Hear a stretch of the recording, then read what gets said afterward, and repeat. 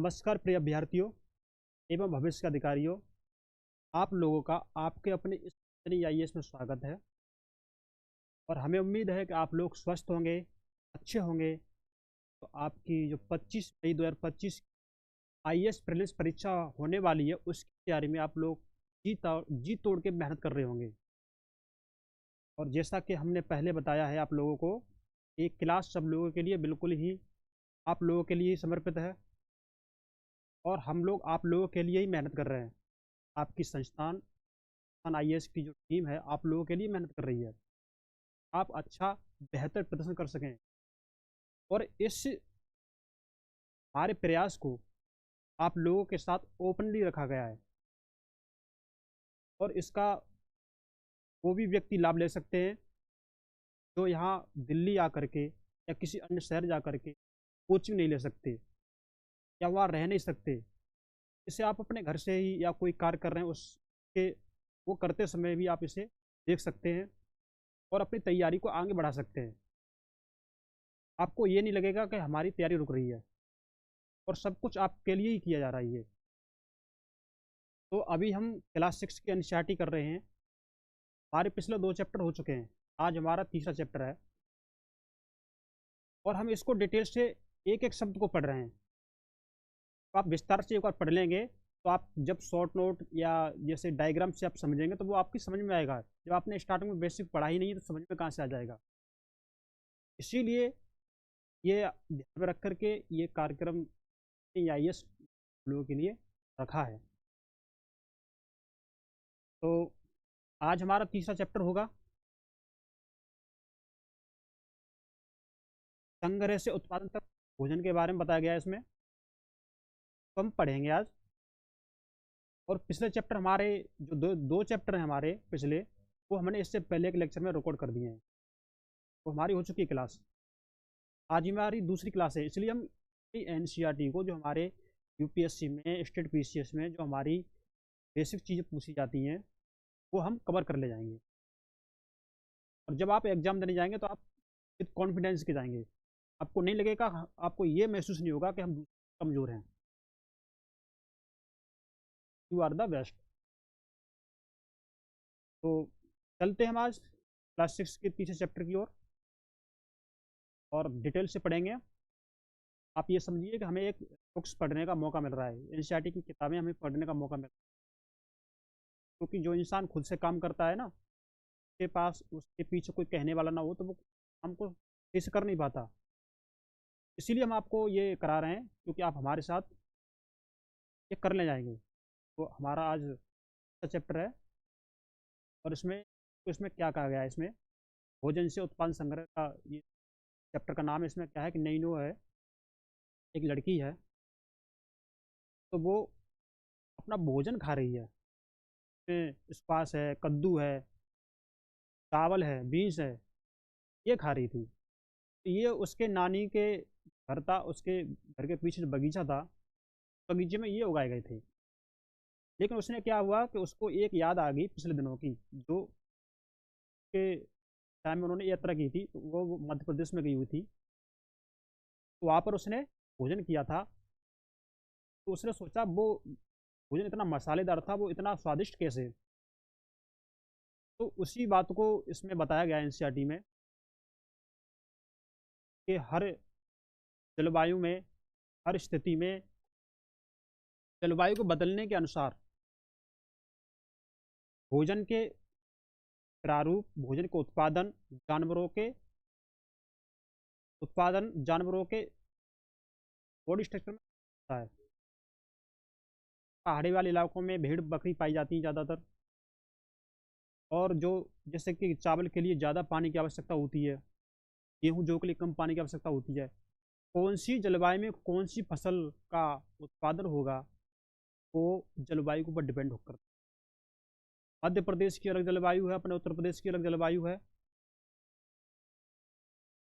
समुद्र के तटवर्ती इलाके हैं उनकी अलग जलवायु है, जो हम कश्मीरी इलाका देखते हैं उसमें जलवायु अलग है। तो हर जलवायु में अलग अलग तरह की फसलें पाई जाती हैं।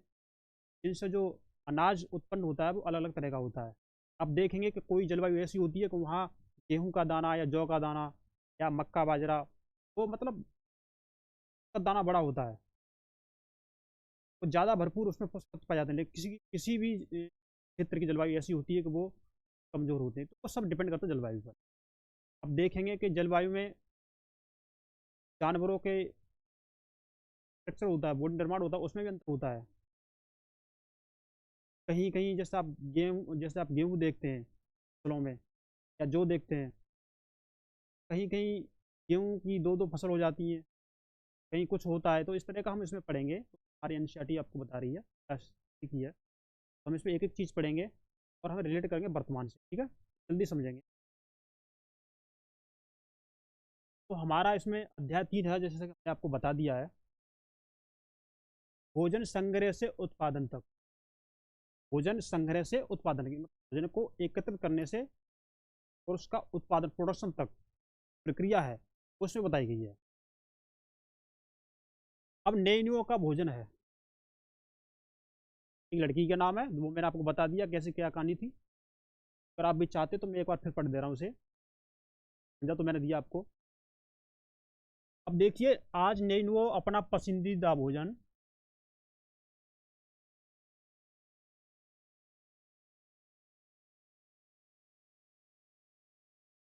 अपना पसंदीदा खाना खा रही थी। चावल, स्क्वाश, कद्दू, बीन्स और गोश्त, ये खा रही थी। लेकिन ये सब उसकी नानी के घर के जो पीछे बगीचा था, वो वहां से आया था। लेकिन इसी बीच क्या हुआ, उसकी स्कूल की तरफ से एक यात्रा की गई थी, जो मध्य प्रदेश में यात्रा थी। तो वो उस समय का उसे दिन याद आया। उसने सोचा कि जो हमने वहाँ खाना खाया था, उसमें बाद में ये अंतर कैसे हो गया, वही बताया गया है। तो देखेंगे हम विभिन्न प्रकार के भोजन, हम देखते हैं विभिन्न प्रकार के भोजन।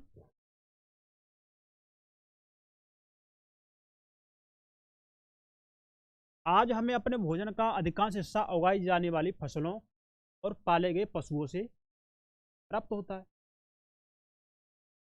अब देखेंगे कि भिन्न भिन्न फसलों को उगाने के लिए भिन्न भिन्न जलवायु की आवश्यकता, ठीक है। जैसे धान की खेती के लिए गेहूं या जौ की तुलना में ज्यादा पानी की आवश्यकता होती है, देख लीजिए। इसीलिए हम देखते हैं कि किसान विशेष फसलें विशेष क्षेत्रों में ही उगाते हैं, हर जगह नहीं, क्योंकि समतल जहाँ भूमि अधिक होती है, तो वहाँ पर पानी की खींचने की व्यवस्था है वो सही से हो जाती है, तो वहाँ ज़्यादा उत्पादन होती है। और पहाड़ी इलाका में देखेंगे, अब राजस्थान के एरिया में देखेंगे, हाँ उस तरह की फसलें, तो अलग अलग जलवायु होती है अलग अलग क्षेत्र की। यही नहीं, पशुओं को भी अपने अनुकूल वातावरण की आवश्यकता होती है, क्योंकि ठंड के इलाके के क्षेत्र के जो पशु होते हैं, उनके बॉडी स्ट्रक्चर में, और जो भूमध्य जो हमारे विषुवत रेखा की पास के जो भी पशु होते हैं, उनका बॉडी स्ट्रक्चर होता है, आप देख सकते हैं।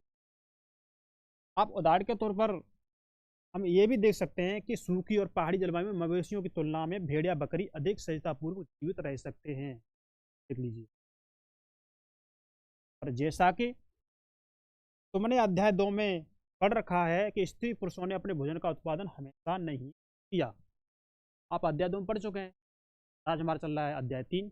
लेकिन एक बात और है, जो लोग आज से जुड़ रहे हैं, जो बच्चे या जो अभ्यर्थी आज से जुड़ रहे हैं, या जो हमारे भविष्य के अधिकारी आज से जुड़ रहे हैं, पहले वाली क्लास जब बस देख लें, आप उन चीज़ों को कर पाएंगे। अब इसमें हम देखेंगे खेती और पशुपालन की शुरुआत।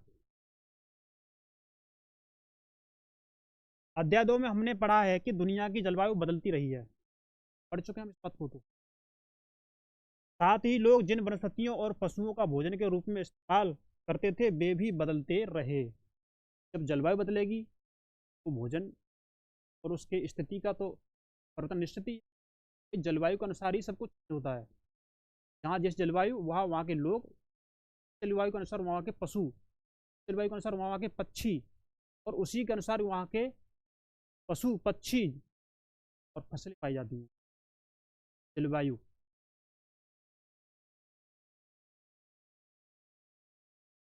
अब देखेंगे हम इसमें कि खाने योग्य वनस्पतियां कहाँ कहाँ मिल सकती हैं, बीज कैसे अपनी डंठल से टूट कर गिरते हैं, गिरे बीजों का अंकुरण और उनसे पौधों का निकलना आदि। इसी तरह उन्होंने पौधों की देखभाल करनी शुरू कर दी होगी। उन्होंने देखा कि बीज जो डंठल पे लगा है टूट कर जमीन पर गिरा होगा, वो जमीन में मिल गया होगा, मिट्टी में तोड़ हुआ होगा, तो उससे जो पौधे निकले होंगे तो उसमें उत्पादन हुआ होगा। धीमे धीमे धीमे उनको समझा होगा उन्होंने, हिसाब से उन्होंने पौधों का उत्पादन करना सीखा होगा। वो अपनी स्टडी बता रही है ताकि वे ठीक से बढ़ सके, है ना। अब देखेंगे इसको हम आगे।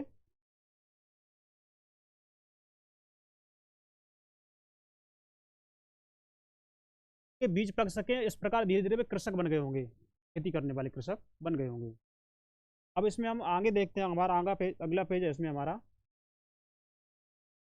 इसी तरह लोग अपने घरों के आसपास चारा रखकर जानवरों को आकर्षित कर उन्हें पालतू बनाया गया होगा। चारा रख करके जो चारे को खाते होंगे तो उनको आकर्षित किया उन्होंने, और उन्होंने अपने यहाँ उनको बुलाया, और वो माँ उनको समझा होगा कि हमारे कौन से काम का है, कौन से काम नहीं है। और जो उन्हें लगा कि हाँ सही है तो उनको पालतू बना लिया। आज हम देखते हैं कि जंगली जानवर और पालतू जानवर कितना, आप देखते हैं कि जंगली जानवर अहिंसक होते हैं, मतलब सॉरी हिंसात्मक होते हैं, वो मतलब हमला कर देते हैं। लेकिन हमारे जो पालतू जानवर होते हैं वो ऐसा नहीं, देख सकते हैं।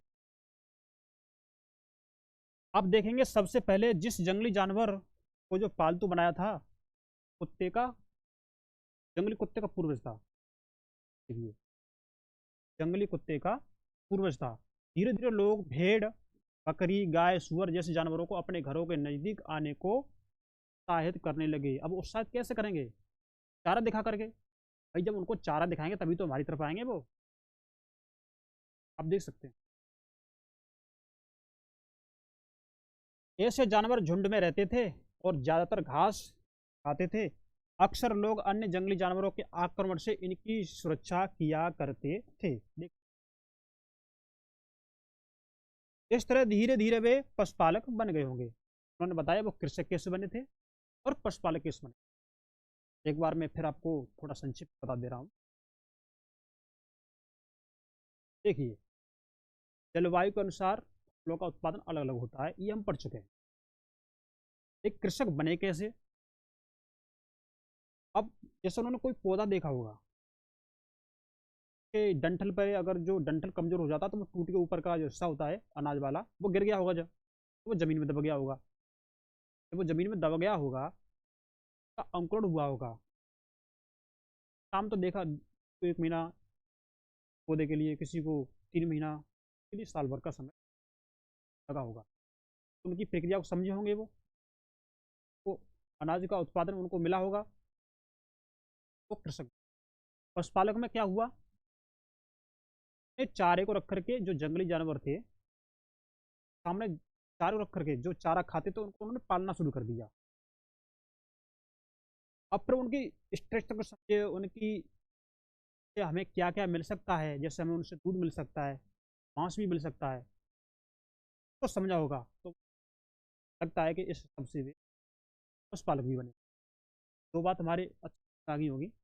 अब हम चलते हैं अगले पेज की तरफ। अब देखो बचने की प्रक्रिया, जैसे हम देखेंगे,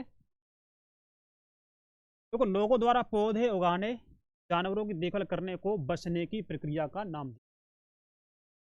लोग पौधे उगा रहे हैं और जानवरों की देखभाल कर रहे हैं, जो वो जहाँ रह करके कर रहे हैं वो क्या उनकी बचने की प्रक्रिया है, जहाँ भी रह कर रहे हैं।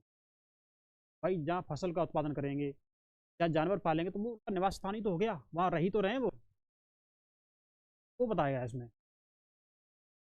अपनाए गए पौधे तथा जानवर अक्सर जंगली पौधों तथा जानवरों से होते हैं। देख सकते हैं जंगली जानवर पौधों से, जो उन्हें यूज कर रहे हैं, जो हमारे जो पाले गए जानवर हैं, हमारी जो उत्पादन जो फसलें हैं उससे वो जंगली जानवर और फसलें, अंतर है इसमें दिखाया गया इसमें। अब देखेंगे हम इसकी वजह यह है कि बसने की प्रक्रिया की दिशा में अपनाए गए पौधों या जानवरों का लोग चयन करते हैं। देखेंगे उदाहरण के तौर पर लोग उन्हीं पौधों तथा जानवरों का चयन करते हैं जिनके बीमार होने की संभावना कम हो। देख लीजिए, खास आगे भविष्य की सोच थी कि जो बीमार कम पड़ेंगे तो हम उसका ज़्यादा लाभ ले पाएंगे, तो बीमार रहेंगे तो हमें क्या लाभ देंगे, देख सकते हैं।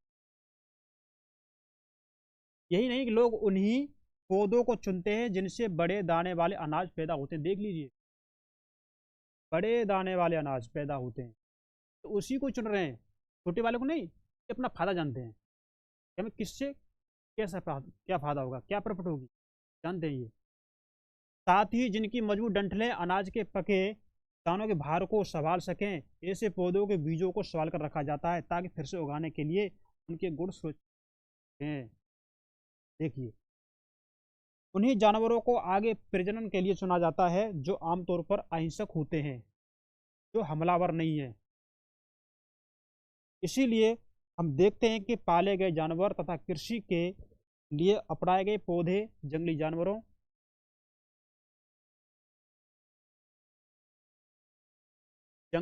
तथा पौधों से धीरे धीरे भिन्न भिन्न होते गए। मिसाल के तौर पर देखेंगे तो जंगली जानवरों की तुलना में पालतू जानवरों के दांत और सींग छोटे होते हैं।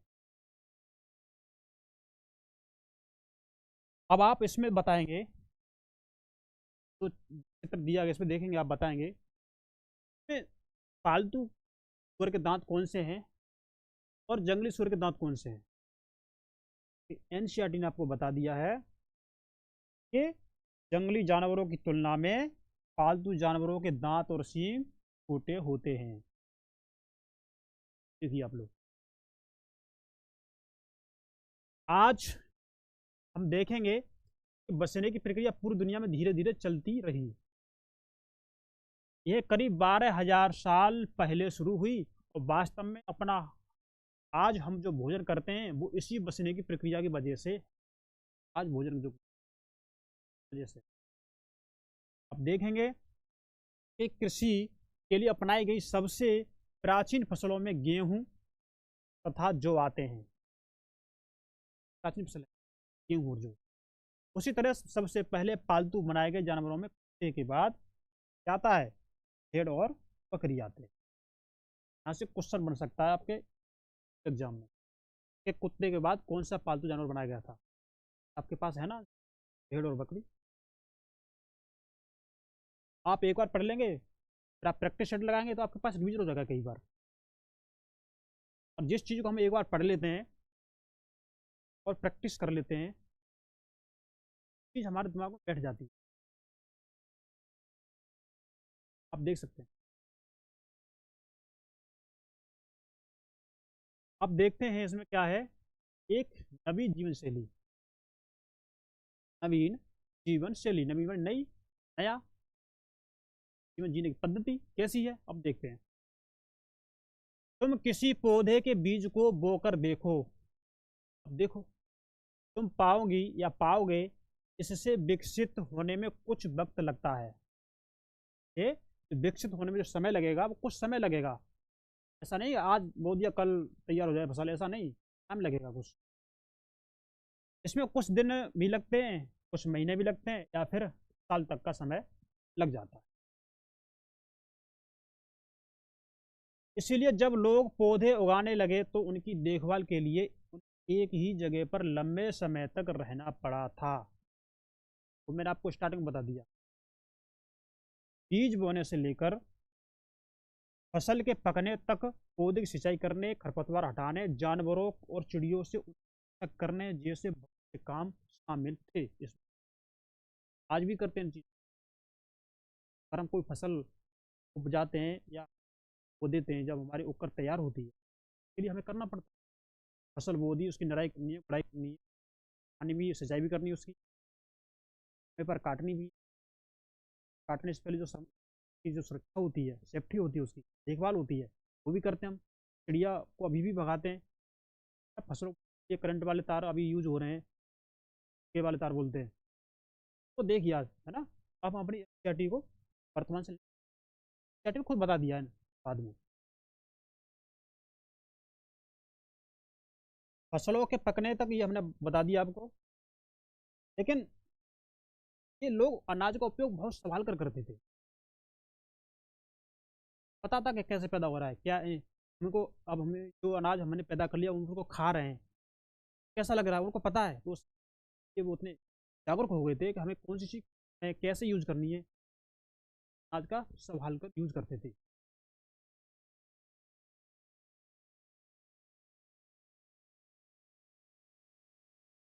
अनाज को भोजन और बीज दोनों ही रूपों में बचाकर रखना आवश्यक था, बीज के लिए भी और भोजन के लिए भी। आज भी हम अनाज को बीज के लिए भी रख देते हैं, हमें इसको अगली साल जो आगे सीजन होगी फसल की, तो बोना है अपने खेत में, और हमें इतने का हमें भोजन करना है, तो इसमें बताया गया है। लेकिन इसलिए लोगों को इसके भंडार की बात सोचनी पड़ी। बहुत से इलाकों में लोगों ने मिट्टी के बड़े बड़े बर्तन बनाए, टोकरियां बनी, या फिर जमीन में गड्ढा खोदा भोजन के भंडार के लिए। लेकिन आज भोजन का भंडार के लिए हमारी सरकार की जो योजना, उसमें क्या है, एफसीआई गोदाम, क्या हो भंडार अनाज, उसमें क्या है भंडार, और वो क्या था, गरीबों को जाता है। ये तुम्हें देखना पड़ेगा, क्या तुम्हें लगता है कि शिकारी या भोजन संग्रह करने वाले बर्तन बनाते और उनका प्रयोग करते होंगे? जवाब का कारण बताओ। ये थोड़ा तुम्हें अपना ऑब्जर्वेशन करेंगे लगेगा। ये बताया गया है, देखो आप ये बताओ, इसमें जो ये एक पैकेट है, इसमें दाने दिख रहे हैं, दाने कौन सी फसल है, क्या किसके दाने ये? गौर से देखेंगे तो हम देखेंगे ये जो दाने हैं ना, मटर के दाने इसमें दिखाए गए हैं। तो बीज के रूप में, खाद्य खाने के रूप में, उपहार के रूप में, और भंडार के लिए इसे यूज किया जाता है। उपहार देना होता है, उपहार में दे देते हैं, ले जाओ। खाने के रूप में, बीज के रूप में, और इसे भंडार के रूप में कर रहे हैं। आज भी हो रहा है।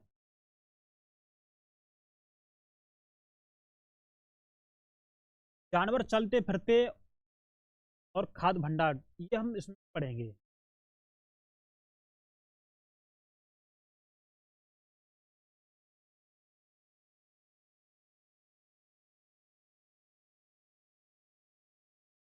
ये आप इसमें देखेंगे कि जानवर बच्चे देते हैं जिससे उनकी संख्या बढ़ती है। अगर जानवरों की देखभाल की जाए तो उनकी संख्या तो बढ़ती ही है, साथ ही उनसे दूध भी प्राप्त हो सकता है। जो भोजन का एक अच्छा स्रोत है, यही नहीं, जानवरों से हमें मांस भी मिलता है। दूसरे शब्दों में पशुपालन में भोजन के भंडार का एक तरीका भी है। देखिए आप, भोजन के अतिरिक्त जानवरों से और क्या क्या मिल सकता है, कि हम खुद ऑब्जर्वेशन करें तो कुछ चीज तो पड़ेंगी। जितना आप सोचेंगे, आप ऑब्जर्वेशन करेंगे, चीज आप उतनी जल्दी ही समझेंगे। इतिहास को ना तो आज ने किसी तरह रट पाया, और मेरी समझ है कि ना तो कोई रट पाएगा। इतिहास को समझ लिया, समझ ही हमें काम आती है हमारे हर जगह। अब देखेंगे इसमें क्या है, आओ आरंभिक कृषकों और पशुपालकों के बारे में हम पता करते हैं। आरंभ में जो पशुपालक थे, कृषक थे, कैसे थे, बारे में क्या उनकी स्थिति थी। तो मानचित्र में ये आप देखेंगे, इसको प्रश्न संख्या 14 पर है। अब देखेंगे, क्या तुम्हें कई नीले वर्ग दिख रहे हैं? पता है इनमें से प्रत्येक बिंदु उस जगह को दर्शाता है जहाँ पुरातत्व को उनके मिले होंगे, हाँ? को जाना होगा। पुरातत्वों को शुरुआती कृषकों और पशुपालकों के होने के साक्ष्य मिले हैं। पुरातत्वविद हैं उन, ये पूरे उपमहाद्वीप में पाए गए हैं। उपमहाद्वीप में इनमें सबसे महत्वपूर्ण पश्चिमोत्तर क्षेत्र में, आधुनिक कश्मीर में, आधुनिक कश्मीर, पश्चिमोत्तर क्षेत्र उसमें, पूर्वी तथा दक्षिणी भारत में भी पाए गए हैं। वास्तव में ये निर्दिष्ट स्थान कृषकों और पशुपालकों की बस्तियां भी थी या नहीं, इसे जांचने के लिए वैज्ञानिक खुदाई में मिले पौधों और पशुओं की हड्डियों के नमूनों का अध्ययन करते के बारे में। आप देखेंगे कि ऐसा लगता है कि ये गलती से या फिर जानबूझकर जलाए गए होंगे। वैज्ञानिक इन अनाज के दानों की पहचान कर सकते हैं इस तरह। इस तरह हमें पता चलता है कि इस उपमहाद्वीप के विभिन्न भागों में बहुत सारी फसलें उगाई जाती रही होंगी। साक्षी तो मिल रहे हैं, खुदाई में जो हमें मिल रहे हैं उनका ही तो अध्ययन कर रहे हैं। लेकिन वैज्ञानिक विभिन्न जानवरों की हड्डियों को भी पहचान कर सकते हैं। यानी नीचे की तालिका में तुम यह जान सकती हो या जान सकते हो कि कहाँ अनाजों और पालतू जानवरों की हड्डियों के अवशेष मिले।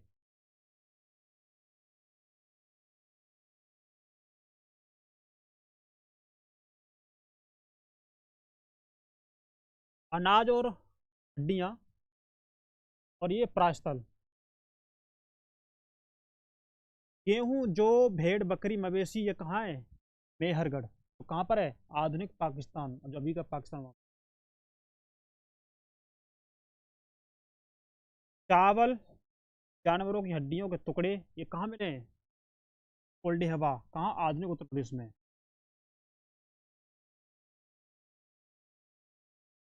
चावल, मवेशी, मवेशी यानी मिट्टी पर उनके खुरों के निशान मिले हैं, इसलिए उनको मवेशी माना गया है।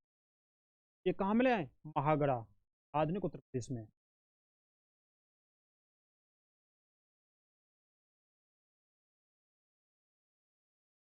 गेहूं और दलहन, उपकराल, आधुनिक कश्मीर में।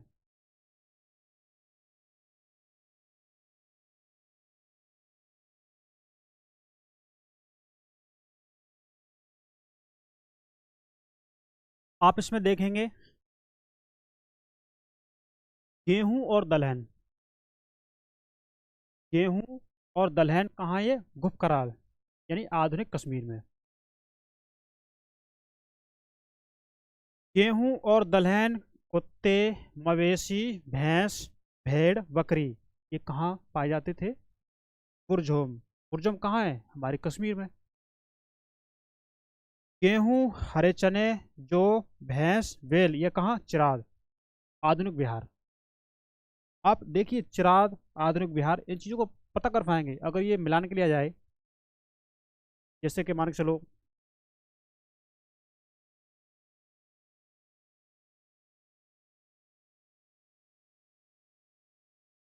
पुरजोम, बता रहा हूँ मैं आपको भी।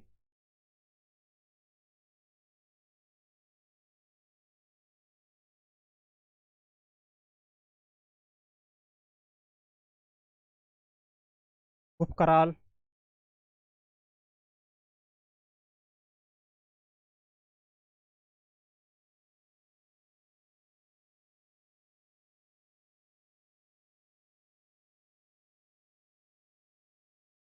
चिराद,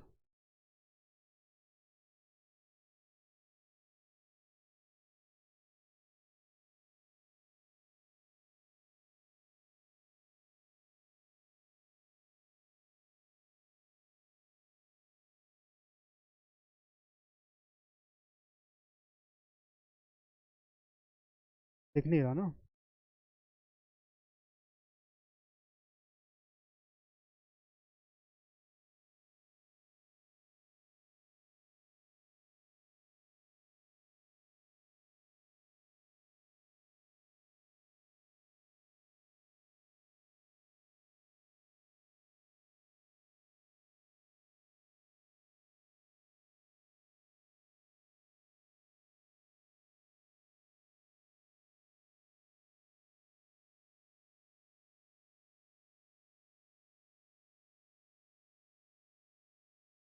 अगर इस तरह से वो मिलान दे दे एग्जामिनर, तो पूछे इसमें से कि इसमें से कितने सही हैं, ये तो आपको ये पता है, ये आपने पढ़ रखे टेबल, पता है आपको, आप इसको सही कर ले जाएंगे। तो मैं कहता हूँ यहाँ से जो क्वेश्चन पूछे जाते हैं वो सीधे सीधे पूछे जाते हैं। तो देखेंगे, हमने पढ़ा है इसमें बुर्ज जो होम है ना हमारा, वो कहाँ है? कश्मीर में। उपकराल कहाँ पर है हमारे? कश्मीर में। सिरात कहाँ पर हमारा? देखें, पढ़ा है हमने बिहार में। तो दे देगा कि इसमें एक सही है, दो गलत हैं, दो सही है, एक गलत है, या तीनों सही है, या सभी गलत है, इस तरह का दे देगा वो। आपने पढ़ा है तो आप बता ले जाएंगे, आपने नहीं पढ़ा है तो आप गलत कराएंगे। आप कोई भी परीक्षा देख लीजिए, तो इस तरह के वो दे देता है एग्जामिनर। अब इसमें अगले देखेंगे ज्वार बाजरा, मवेशी भेड़ बकरी सुअर, ये कहाँ है? हल्लूर, यानी आधुनिक आंध्र प्रदेश में। आधुनिक मतलब अभी का। काला चना ज्वार बाजरा मवेशी भेड़ सुअर, ये कहाँ? पेयमपल्ली, जो आधुनिक आंध्र प्रदेश में। और हम इसे आगे देखेंगे कि जिन जगहों पर अनाज तथा हड्डियों के अवशेष मिले हैं, ये उनमें से सिर्फ कुछ ही हैं, ये कुछ ही के नाम दिए गए हैं। और जो जिनको दिया गया हम उनको पढ़ ले रहे हैं, जो नहीं है तो नहीं है।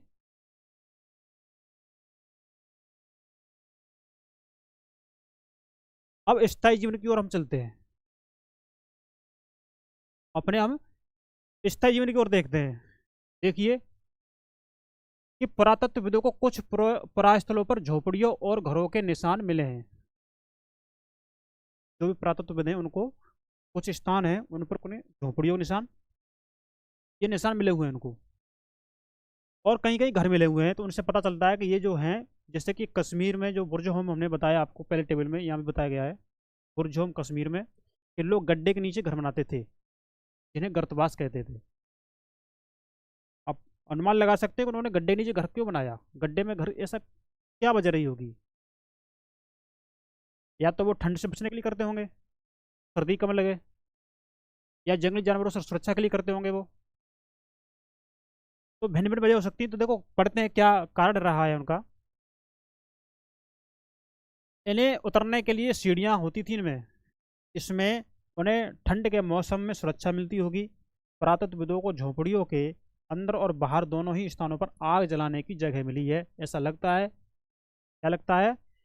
कि लोग मौसम के अनुसार घर के अंदर या बाहर खाना पकाते होंगे। हेडिंग क्या है? स्थायी जीवन की ओर। तो जहाँ लोग रह रहे हैं वही तो खाना बनाते होंगे, जहाँ लोग रह रहे हैं वही तो खाना बनाते हैं। अब एक गर्तवास का चित्र, ये आपका काम है, आप गर्तवास का चित्र बनाएंगे। बहुत सारी जगहों से पत्थर के औजार भी मिले हैं, इनमें से कई ऐसे हैं जो प्रापाषाण युगीन उपकरणों से भिन्न हैं। प्रापाषाण युगीन उपकरणों से भिन्न है मतलब तो उनके औजारों में भी भिन्नता पाई गई है, समय के अनुसार बदला हुआ है, इसीलिए इन्हें नवपाषाण युग का माना गया है। इनमें वे औजार भी हैं जिनकी धार को और अधिक पैना करने के लिए उन पर पॉलिश चढ़ाई जाती थी। देख लीजिए आप लोग, समय चेंज हुआ, उनके औजारों में बदलाव भी हुआ। ओखली और मूसल का प्रयोग अनाज तथा वनस्पतियों से प्राप्त अन्य चीजों को पीसने के लिए किया जाता था।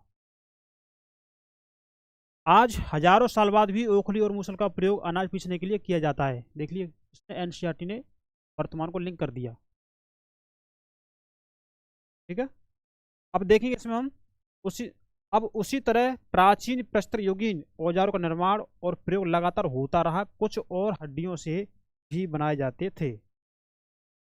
लेकिन हड्डियों से औजार आज तो नहीं बनाए जा रहे शायद, मेरे समझ से कहीं 1% कहीं हो रहा हो तो कहीं नहीं सकते। लेकिन आज में यानी हड्डियों को औजार बनाने का जो प्रथा है वो नहीं चल रही, उस समय चलती थी।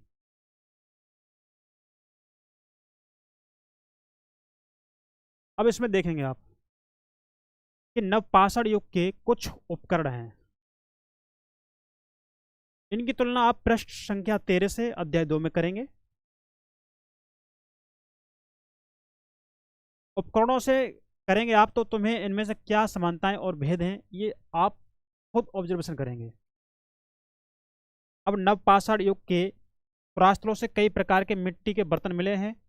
कभी कभी इन पर अलंकरण भी किया जाता था। ठीक है, अब देख लीजिए। और बर्तनों का उपयोग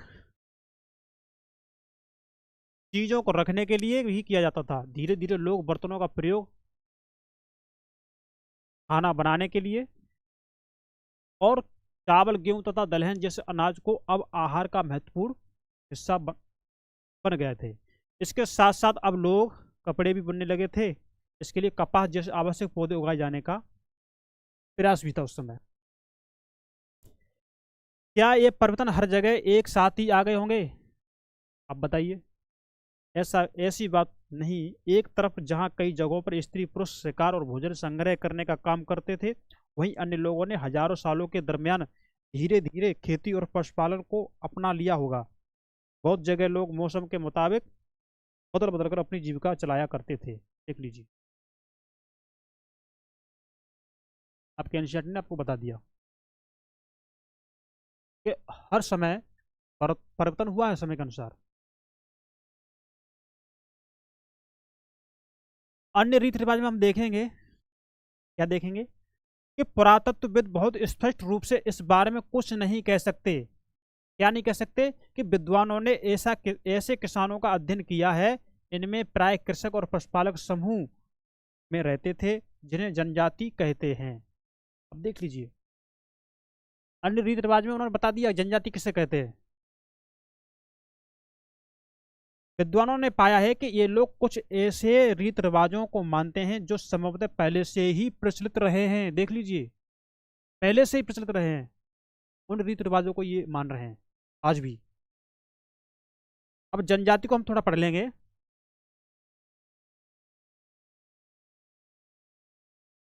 प्राय जनजाति के लोग छोटी छोटी बस्तियों में रहते हैं, आज भी रहते हैं।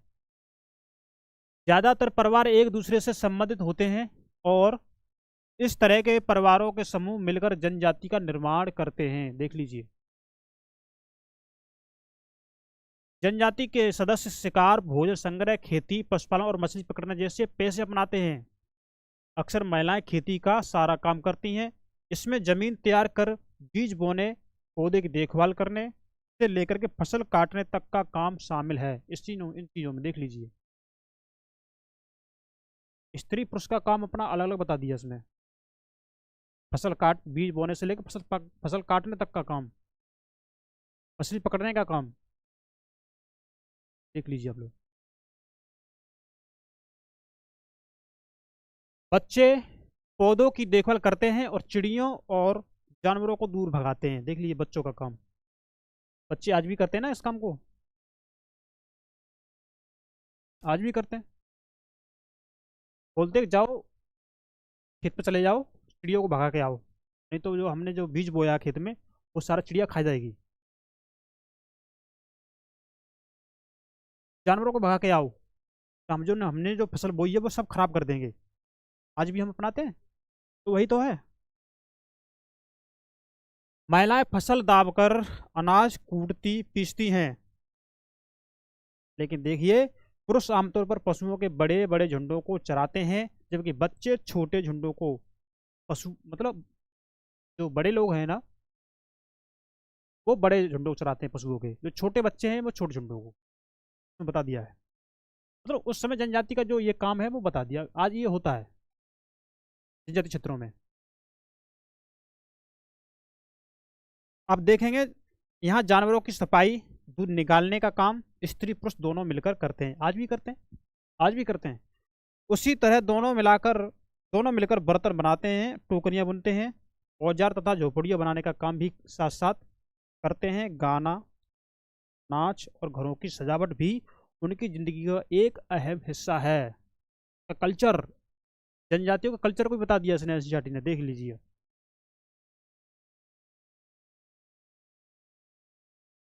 चलते हम अपने नेक्स्ट पेज पर। इसमें देखो कुछ बचा हुआ शेष पढ़ रहे हैं हम।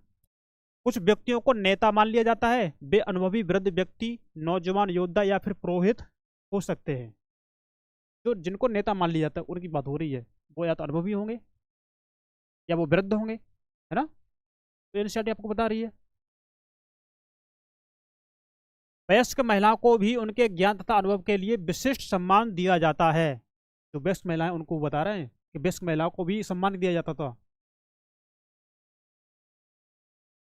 जनजातियों की सांस्कृतिक परंपराएं बहुत समृद्ध तथा विशिष्ट होती हैं। देख लीजिए आप लोग, जो जनजातियों की जो सांस्कृतिक परंपराएं हैं, कल्चर हैं, जो कल्चर रीति रिवाज है, वो बहुत कैसी हैं, विशिष्ट होती हैं। इनमें उनकी भाषाएं, उनके संगीत, कहानियां, चित्रकारी भी शामिल हैं कल्चर में, रीति रिवाज में। उनके अपने देवी देवता होते हैं। जमीन, जंगल, घास के मैदान तथा पानी पूरे कुनबे की संपत्ति मानी जाती है। कुनबा मतलब लोगों का समूह, जहाँ कई लोग रहते हो, वो समूह हो गया, जिनका उपयोग सभी एक साथ करते हैं। इनमें गरीब और अमीर के बीच कोई खास अंतर नहीं होता है। जनजाति क्षेत्र, जनजाति जो लोग हैं उनमें उनकी बात कर रहा है एनसीईआरटी। देख लीजिए आप लोग, जो गरीब है और अमीर है उनके बीच कोई ज़्यादा अंतर नहीं है। लेकिन हम लोगों में और आज जो और जो लोग हैं उनमें अंतर मान लिया जाता है, लेकिन जनजाति वाले में नहीं। उनमें अपने आप में उनकी समानता है। इसीलिए जनजाति समाज अन्य समाजों से भिन्न होते हैं। इसीलिए तो भिन्न होते हैं अन्य समाजों से, क्योंकि उनमें कोई अंतर ही नहीं है आपस में। वो ना गरीब समझते ना अमीर समझते, अब वो आपस में अपने मिलजुल कर रहते हैं।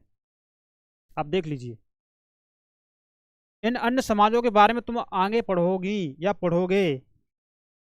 अब इसमें जो दिया गया है, पुरुषों द्वारा किए जाने वाले कामों की एक सूची बनाओ। महिलाएं क्या क्या काम करती हैं, कौन कौन से ऐसे काम है जो स्त्री पुरुष दोनों करते हैं। आप ये बना के देखिए, खुद करिए आप। आज जो ऐसा कौन सा काम है जो पुरुष और महिला आज भी कर रही हैं, और वो कौन सा काम है जो पुरुष अलग कर रहा है, महिला उसको अलग कर रही है, बता सकते हैं आप? जी, आप लिंक कीजिए, क्या कर रही है क्या नहीं कर रही। अब हम सूक्ष्म निरीक्षण पढ़ेंगे इसमें। सूक्ष्म निरीक्षण यानी मेहरगढ़ में जीवन मृत्यु, मेहरगढ़ में जीवन मृत्यु, ये पढ़ेंगे हम। आप मानचित्र 2 में प्रश्न संख्या 14 में देखेंगे कि मेहरगढ़ को आप वहां पर ढूंढेंगे तो यह ईरान जाने वाले सबसे महत्वपूर्ण रास्ते बोलन दर्रे के पास एक हरा भरा समतल स्थान है। क्या? मेहरगढ़, बोलन दर्रे के पास। देख लीजिए, मेहरगढ़ संभवतः वह स्थान है जहां के स्त्री पुरुषों ने इस इलाके में सबसे पहले जो गेहूं उगाना और भेड़ बकरी पालना सीखा। ये वो स्थान की बात कर रहे हैं जो सबसे पहले। देख लीजिए, जहाँ खुदाई में सबसे पहले के स्तरों से पुरातत्वविदों को विभिन्न प्रकार के जानवरों की हड्डियां मिली। इनमें हिरण तथा सुअर जैसे जंगली जानवर की हड्डियां भी शामिल हैं। उसके बाद के स्तरों से भेड़ और बकरियां की हड्डियां ज़्यादा मिली हैं। उसके ऊपर ज़्यादातर मवेशियों की ही हड्डियां मिलती हैं। देखिए आप लोग, ऐसा लगता है कि ये लोग मवेशियों को पालते होंगे या पालने लगे थे, ऐसा लगता है। मेहरगढ़ में इसके अलावा चौकोर तथा आयताकार घरों के अवशेष भी मिले हैं। कहाँ? मेहरगढ़ में। कैसे? आयताकार और चौकोर घरों के अवशेष मिले हैं मेहरगढ़ में। अब देख लीजिए, प्रत्येक घर में 4 या उससे ज्यादा कमरे हैं, जिनमें से कुछ संभवतः भंडारण के काम आते होंगे। कितने? 4 कमरे या उससे ज्यादा। आप इसमें गांव देखेंगे कि गांव की एक यह विशेषता है कि वहां रहने वाले अधिकांश लोग भोजन उत्पादन में लगे होते हैं। गांव का यही काम है। गांव में खेती होती है ना। खेती क्या है? भोजन का उत्पादन ही तो है। खेती करना, पशु पालना, ये क्या है? भोजन का उत्पादन है। गांव की उसने परिभाषा बता दी एनसीईआरटी ने।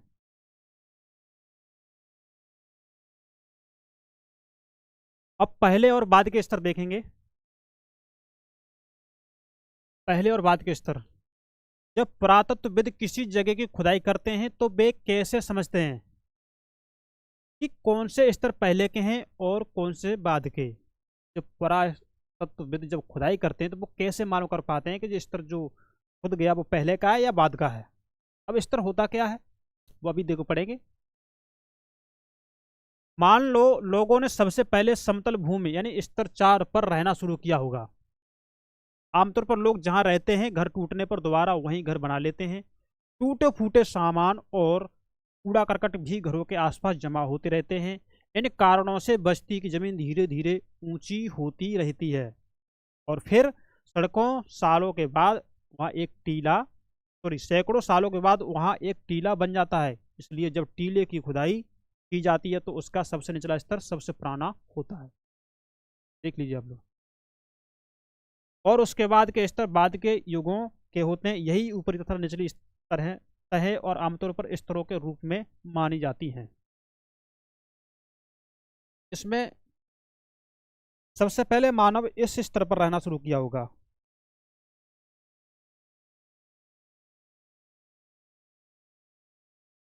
जब यहाँ के घर टूटे होंगे, कूड़ा करकट इकट्ठा हुआ होगा, वो उसमें दबे होंगे, तब फिर ये स्तर बना होगा। फिर इसने मानव ने इस स्तर पर रहना शुरू किया होगा। वही गतिविधि यहाँ रही होगी, तब फिर इस मानव ने इस स्तर पर रहना शुरू किया होगा। मकान टूटे फूटे, कूड़ा करकट इकट्ठा हुआ होगा, सैकड़ों वर्षों बाद वहाँ क्या एक टीला सा बन गया होगा और उसके ऊपर फिर मानव रहने लगा होगा। वो इसमें विधि बताई गई है ना। और जो लास्ट स्तर है ये है, तो इसमें 4 स्तर बताए गए हैं।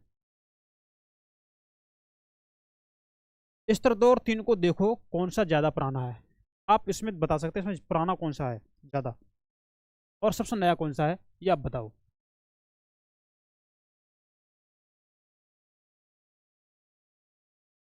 मृत्यु के बाद सामान्यतः मृतकों के सगे संबंधी उसके प्रति सम्मान जताते हैं। देख लीजिए, आज भी जताते हैं सम्मान मृतकों के प्रति। और आगे क्या होता है देखो। लोगों की आस्था है कि मृत्यु के बाद भी जीवन होता है। उन लोगों की आस्था है। और आप लोगों की आस्था आप बताएं कमेंट में।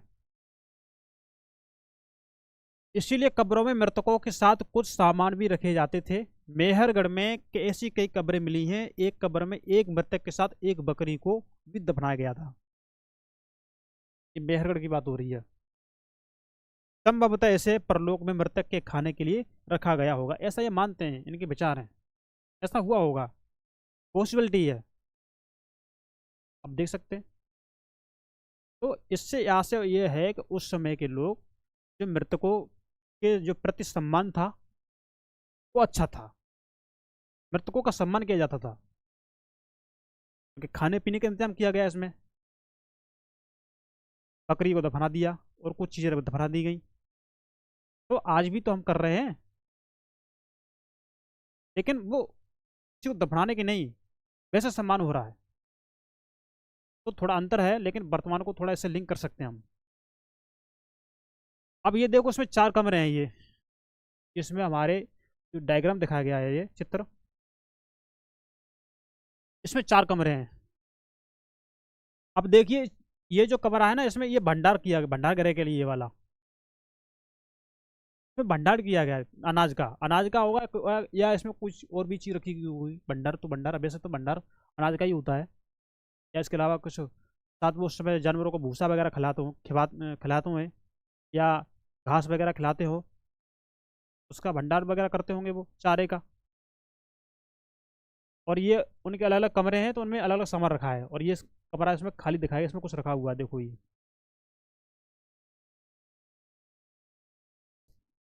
आप मेहरगढ़ की कब्र का चित्र देखेंगे, क्या तुम बकरी के कंकाल को पहचान सकते हो?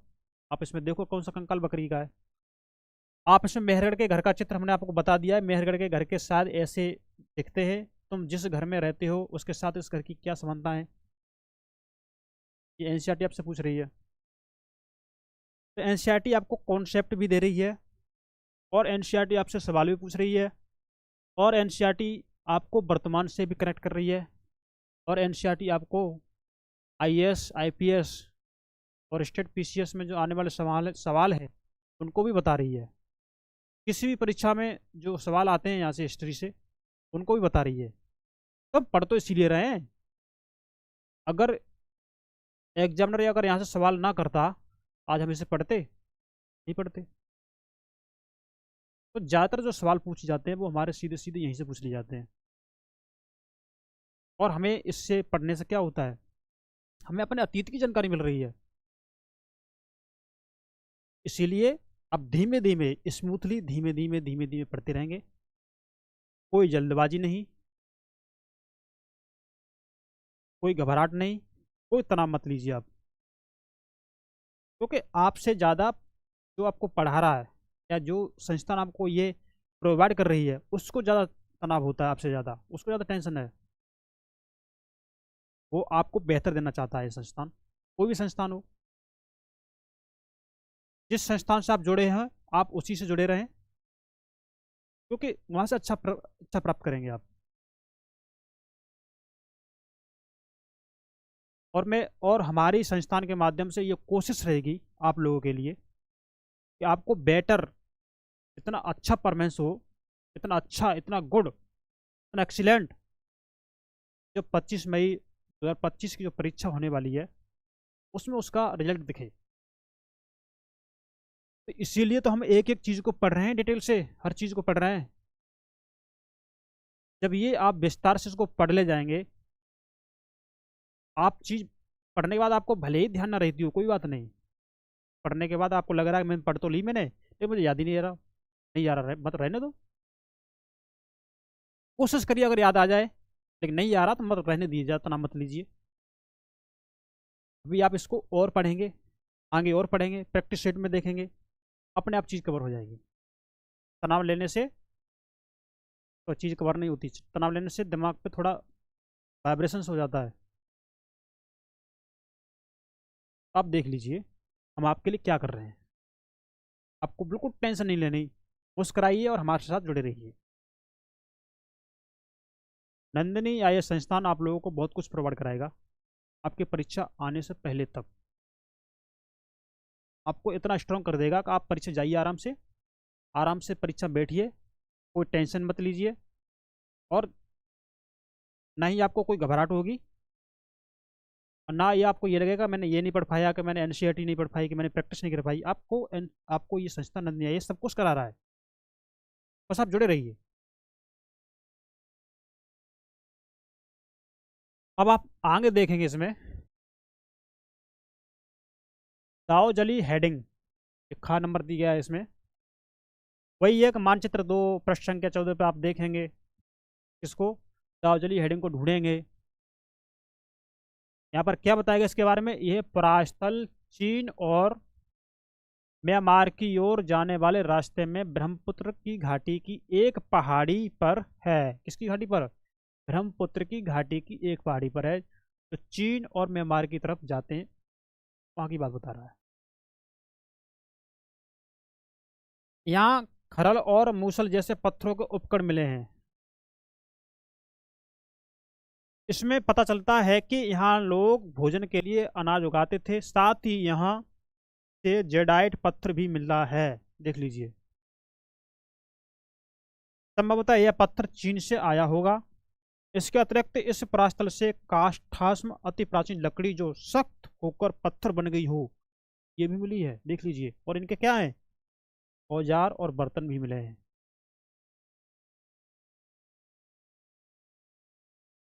काष्ठास्म, देख लीजिए। इतनी ऐसी ऐसी लकड़ियां थी उस समय, ऐसे ऐसे वनस्पतियां, ऐसे ऐसे उनसे जो प्राप्त जो संपदा थी वो इतनी उपयोगी। तो आज तो खैर हर चीज़ में बदलाव आ रहा है, ये आपके पर्यावरण बदलने से हर चीज़ में बदलाव आ रहा है। तो उस समय आरंभिक युग था, आरंभिक व्यवस्था थी उस समय, इन्वायरमेंट भी अच्छा होगा उस समय की लकड़ियाँ मजबूत होगी, है ना।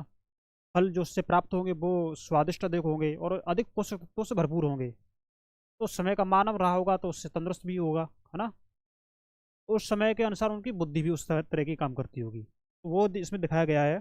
अब आप इसमें अनंतर में पढ़ लेंगे एक बार। एटलस में तुर्की आप ढूंढेंगे तो नवपाषाण युग के सबसे प्रसिद्ध परास्थलों में एक शताल युग तुर्की में है।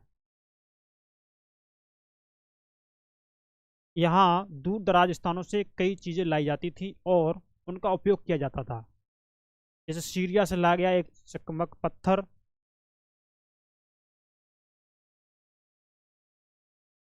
ठीक है। लाल सागर की कोड़ियाँ, भूमध्य सागर की सीपियाँ, लाल सागर की कोड़ियाँ और भूमध्य सागर की सीपियाँ। ध्यान रहे कि उस समय तक पहिए वाले वाहन का विकास नहीं हुआ था, पहिए वाले वाहन का विकास नहीं हुआ था। लोग सामान खुद या जानवरों की पीठ पर लाद कर एक स्थान से दूसरे स्थान पर ले जाया करते थे।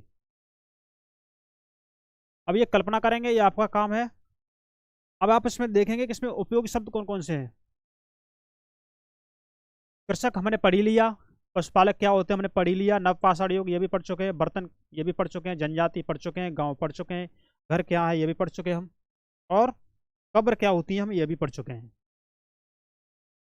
ये उपयोगी शब्द हैं, आप चाहो तो इसे नोट भी कर सकते हैं। मैंने पहले भी कहा है, पहले लेक्चर में भी कहा था कि आप अपने साथ पानी रखिए और हाथ में कॉपी पेन जरूर रखिए। और अगर जो आपको इम्पोर्टेंट लगता है, तो हम इतना जल्दी तो पढ़ा नहीं रहे, बड़े आराम आराम से पढ़ा रहे, तो आप इसको नोट भी कर सकते हैं जो आपको इम्पोर्टेंट लग रहा है सो। आप समझ रहे होंगे।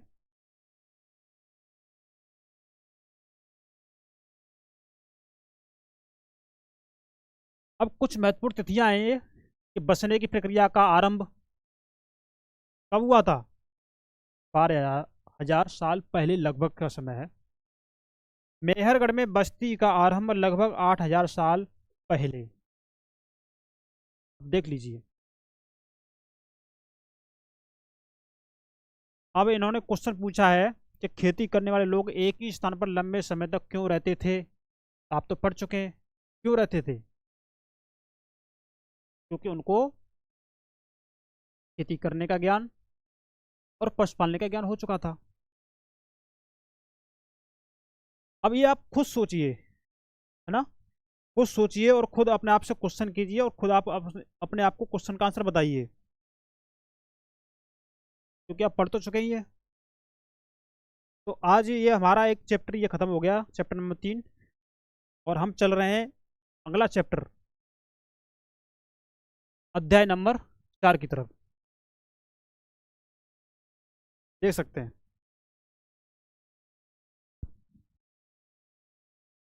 अब इसमें आरंभिक नगर नगर के बारे में बताया गया कि आरंभिक नगर उस समय कैसे थे, उनके बारे में इसमें जो दो लड़के हैं क्लास 6 के, जसपाल और हरप्रीत, तो इनके बारे में बताया गया इसमें, आप देखेंगे। तो इससे शुरू करने से पहले हम आपको ये बता दें कि आप लोग हमारे साथ रह करके क्लास 6 के 3 चैप्टर कवर कर चुके हैं। 2 चैप्टर, पहला चैप्टर 1 अध्याय 1 और अध्याय 2 हमने जो हमारी ये पहली क्लास हुई थी, इससे पहले वाली क्लास उसमें हो चुके हैं। और आज हमारी दूसरी क्लास है, उसमें हमारा 3 चैप्टर हो चुके हैं, उसमें 3 चैप्टर हो चुका है और ये चौथा चैप्टर आज होगा। तो हम इसीलिए हम कह रहे हैं कि आप हमारे साथ रह करके जल्दी से आप एनसीईआरटी को कवर कर लेंगे और आप इतिहास की जो बेसिक जो कमियां लगती हैं आपको, जो कमजोरी लगती है, वो हम यहाँ से कवर कर लेंगे। आपको इससे अच्छा और क्या मौका मिलेगा कि आपको एक किताब पढ़ने को मिल रही है, एक जल्दी समय में कवर करेंगे।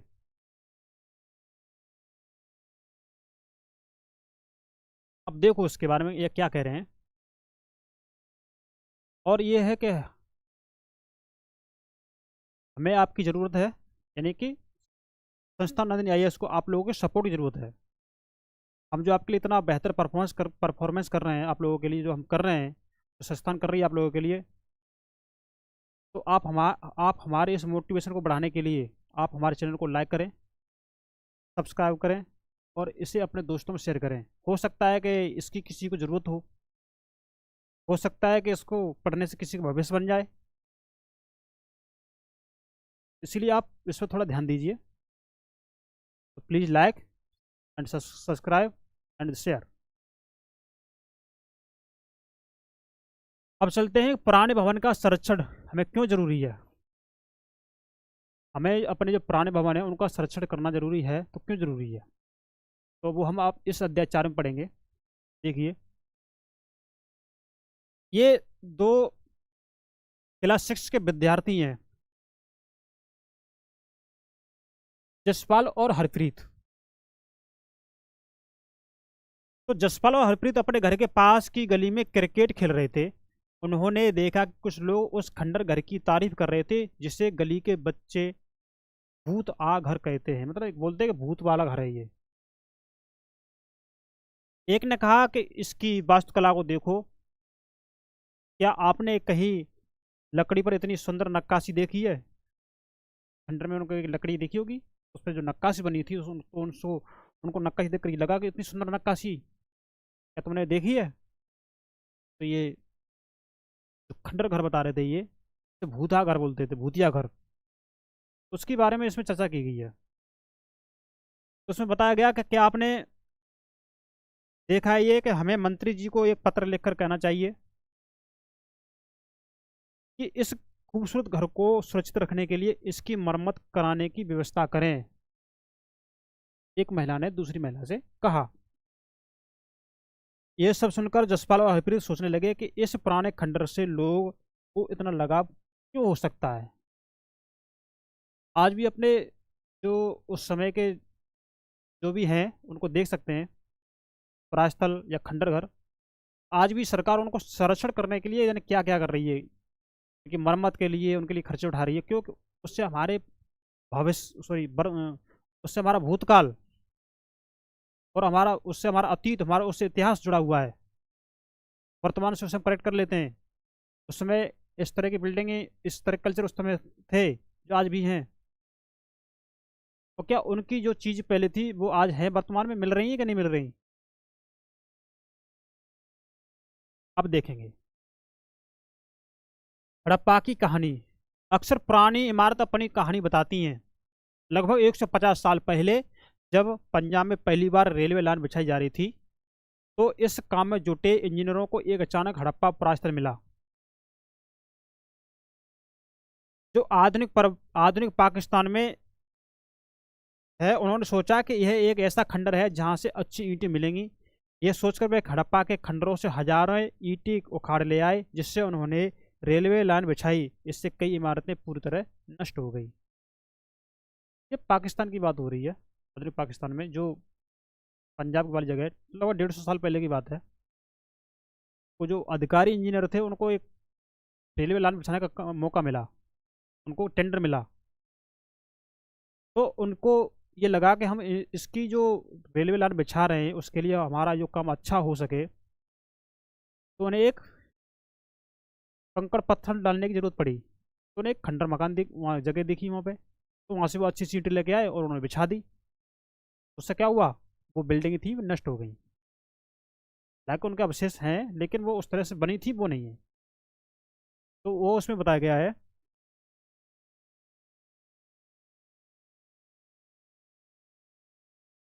अब देखो, ये इमारतें नष्ट हो गई। उसके बाद लगभग 80 साल पहले पुरातत्वविदों ने इस स्थल को ढूंढा। कितने 80 साल बाद, है ना, सॉरी 80 साल पहले इस स्थल को ढूंढा। और तब पता चला कि यह खंडर उपमहाद्वीप के एक सबसे पुराने शहरों में से एक है, क्योंकि इस नगर की खोज सबसे पहले हुई थी। इसीलिए बाद में मिलने वाले लोग इस तरह के सभी पुरास्थलों में जो इमारतें और चीज़ें मिली उन्हें हड़प्पा सभ्यता की इमारतें कहा गया। इन शहरों का निर्माण लगभग 4300 साल पहले हुआ था, देख लीजिए आप।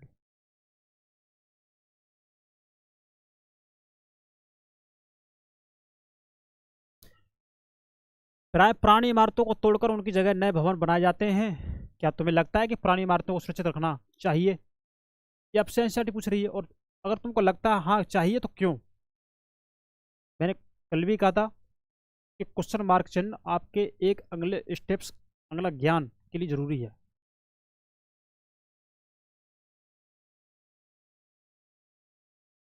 आप देखेंगे कि इन नगरों की विशेषता क्या थी।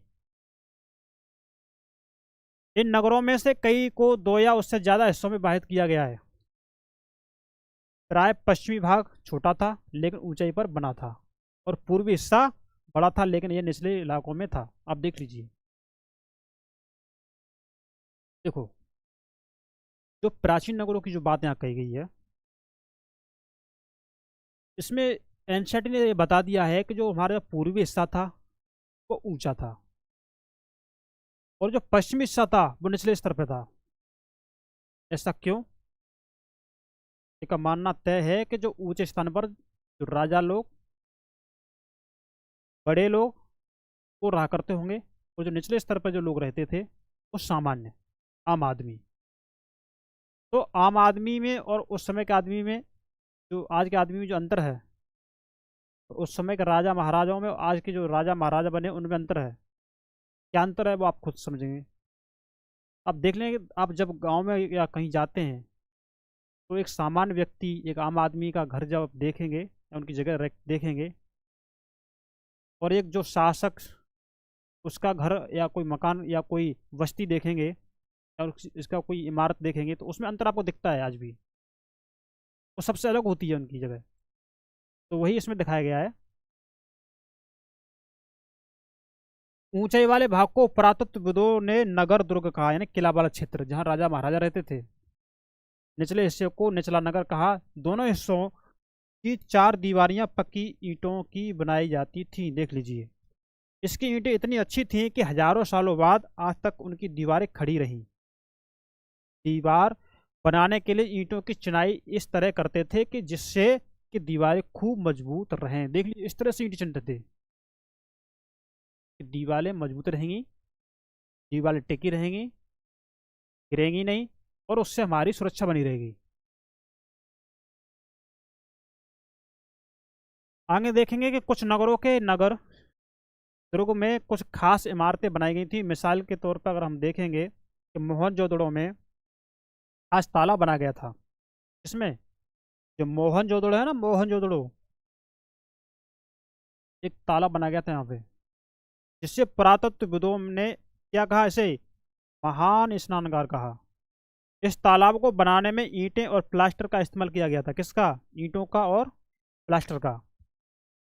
इससे पानी का रिसाव रोकने के लिए प्लास्टर के ऊपर चारकोल की परत चढ़ाई गई थी।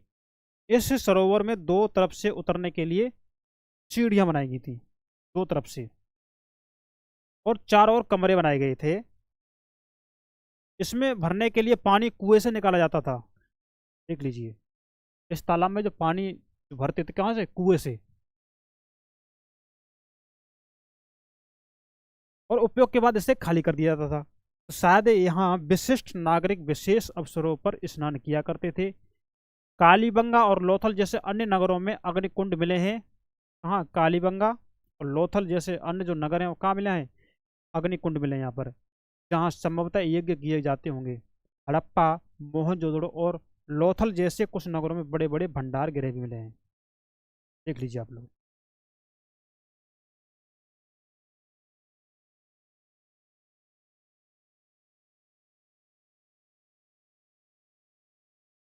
अब इसमें जो मानचित्र दिखाया गया है, इसमें मानचित्र 3 दिखाया गया है। इसमें उपमहाद्वीप के आरंभिक नगर देख लीजिए। ये नदियां मैं आपको पहले बता चुका हूँ, झेलम, चेनाब, रावी, है ना, ये बता चुका हूँ मैं आपको। और यहाँ जो क्षेत्र है ना, ये हड़प्पा है। ये राखी गढ़ी है, ये हमारा कालीबंगा है ना, ये हमारा कवेरी वाला है। तो मैंने आपसे कहा आप अपने देश का मानचित्र रखिए, आप उसमें देख कर ये ऑब्जर्वेशन कीजिए, देखिए कि ये कौन कौन से राज्य में पड़ रहा है। तो उससे चीज़ आपको जल्दी ऑब्जर्वेशन होगी, जल्दी सीखेंगे आप। देखो, कुछ काम हमें अपने अलग से भी करना चाहिए अपने समझ के अनुसार।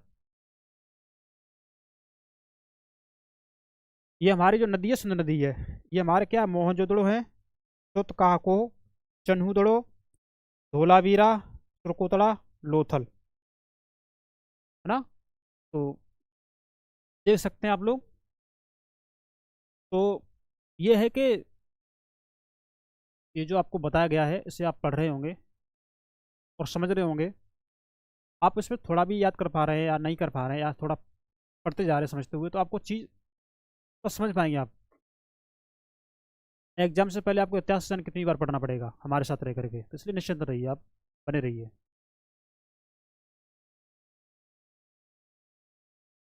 अब देख लीजिए, महान स्नानागार दिखाएगा ये क्या, ये महान स्नानागार, स्नानागार का चित्र है ये। देख लीजिए, ये सीढ़ियाँ बनी है इधर से उतरने के लिए और उधर से उतरने के लिए। ये जो कमरे थे ना, एक कमरे के ये बचे हुए अवशेष ये बच गए थे, वो ये कमरे का जो डायग्राम, जैसे नींव रखते हैं ना किसी की, या मकान ऊपर से टूट जाता तो नीचे का हिस्सा बचा रहता है, तो वो उसके बचे हुए रह गए, देखो ये। तो ये स्नानागार का चित्र दिखाया गया आपको। अब हम भवन और नाले और सड़कों के बारे में देखेंगे हम। उस समय के भवन कैसे थे, नाले और सड़कें कैसी थी। देखो, इन नगरों के घर आमतौर पर एक या दो मंजिल होते थे, एक मंजिल या दो मंजिल। आगे क्या है, घर के आंगन के चारों ओर कमरे बनाए जाते थे। अधिकांश घरों में एक अलग स्नान घर होता था और कुछ घरों में कुएं भी होते थे। आज लिंक कर सकते हैं वर्तमान से। देखो, इतिहास में चीज़ जब समझ में आती है जब हम उसको वर्तमान से लिंक करेंगे, वैसे तो आपको रटना पड़ेगा, और रटा हुआ कोई चीज़ आती समझ नहीं आती। तो आप धीरे चलिए, है ना, समझते हुए चलिए, भागिए मत। मैंने कल भी कहा था कि आज भी इस परीक्षा में जीत होती है ना, वो किसकी होती है, कछुओं की, खरगोशों की नहीं। तो आप कछुआ बन के आप धीमे धीमे धीमे धीमे चलते रहिए, क्योंकि सिविल सर्विसेज की परीक्षा में, जो सिविल सर्विस की जो परीक्षा होती है, चाहे आप आईएएस हो चाहे पीसीएस हो, इन परीक्षा को तैयारी के लिए समय लगता है, एकदम से कोई चीज़ नहीं आ जाती। और जिन्हें लगता है मैं एकदम कर लूंगा, वो खरगोश की कैटेगरी में बन जाते हैं वो। इसलिए आप चलते रहिए धीमे धीमे धीमे धीमे। वही कहा है कि आज भी जीत जो हो रही है वो कछुओं की हो रही है। हड़प्पा के नगरों में ईंटों की चिनाई देख लेंगे आप कैसे कर रही है, देख लीजिए। ये भाई साहब ईंट चिन रहे हैं, देखो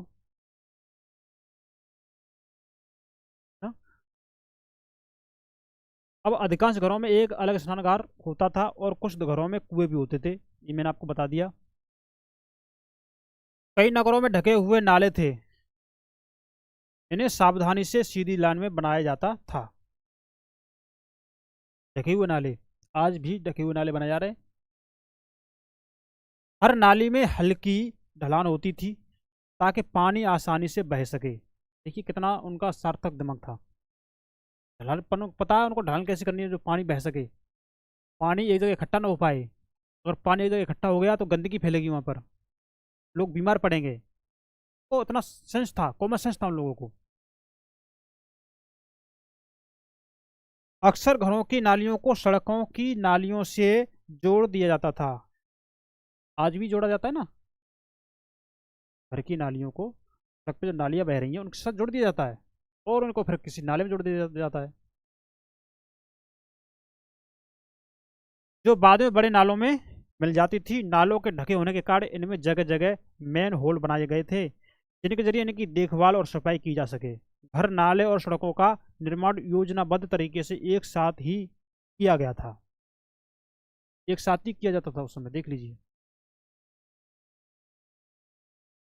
यहाँ पर वर्णित घरों और पिछले अध्याय में वर्णित घरों में तुम्हें क्या अंतर दिखाई देता है, कोई दो अंतर बता दीजिए आप लोग, हाँ कमेंट में बता दीजिए आप लोग। अब हम चलते हैं नगरीय जीवन के बारे में, कि नगरीय जीवन कैसा था। देखिए, हड़प्पा के नगरों में बड़ी हलचल रहा करती होगी। यहाँ पर ऐसे लोग रहते होंगे जो नगर की खास इमारतें बनाने की योजना में जुटे रहते थे। ये संभवतः यहाँ के शासक थे।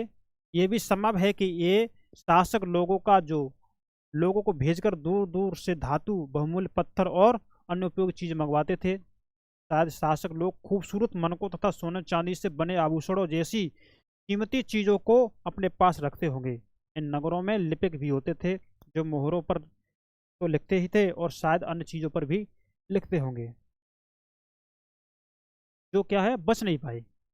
इसके अलावा नगरों में शिल्पकार शिल्पकार में स्त्री पुरुष भी रहते थे, जो अपने घरों या किसी उद्योग स्थल पर तरह तरह की चीजें बनाते होंगे।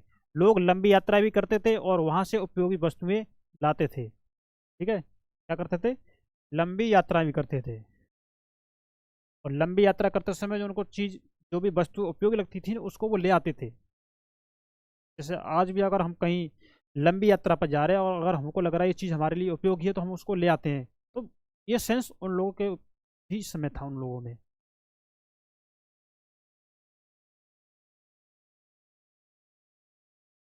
और सुदूर यानी सुदूर देश की किस्से कहानियां, मिट्टी से बने कई खिलौने भी मिले हैं जिनसे बच्चे खेलते होंगे। अब देखेंगे आप, नगर में रहने वाले लोगों की एक सूची बनाइए आप लोग। क्या इनमें से कुछ ऐसे लोग हैं जो मेहरगढ़ जैसे गांव में रहते थे? देख लीजिए। आप इसमें देखेंगे, एक बार चित्र को फिर देख लीजिए आप इसको, इस चित्र को देख लीजिए, है ना? ये उस समय नगर थे।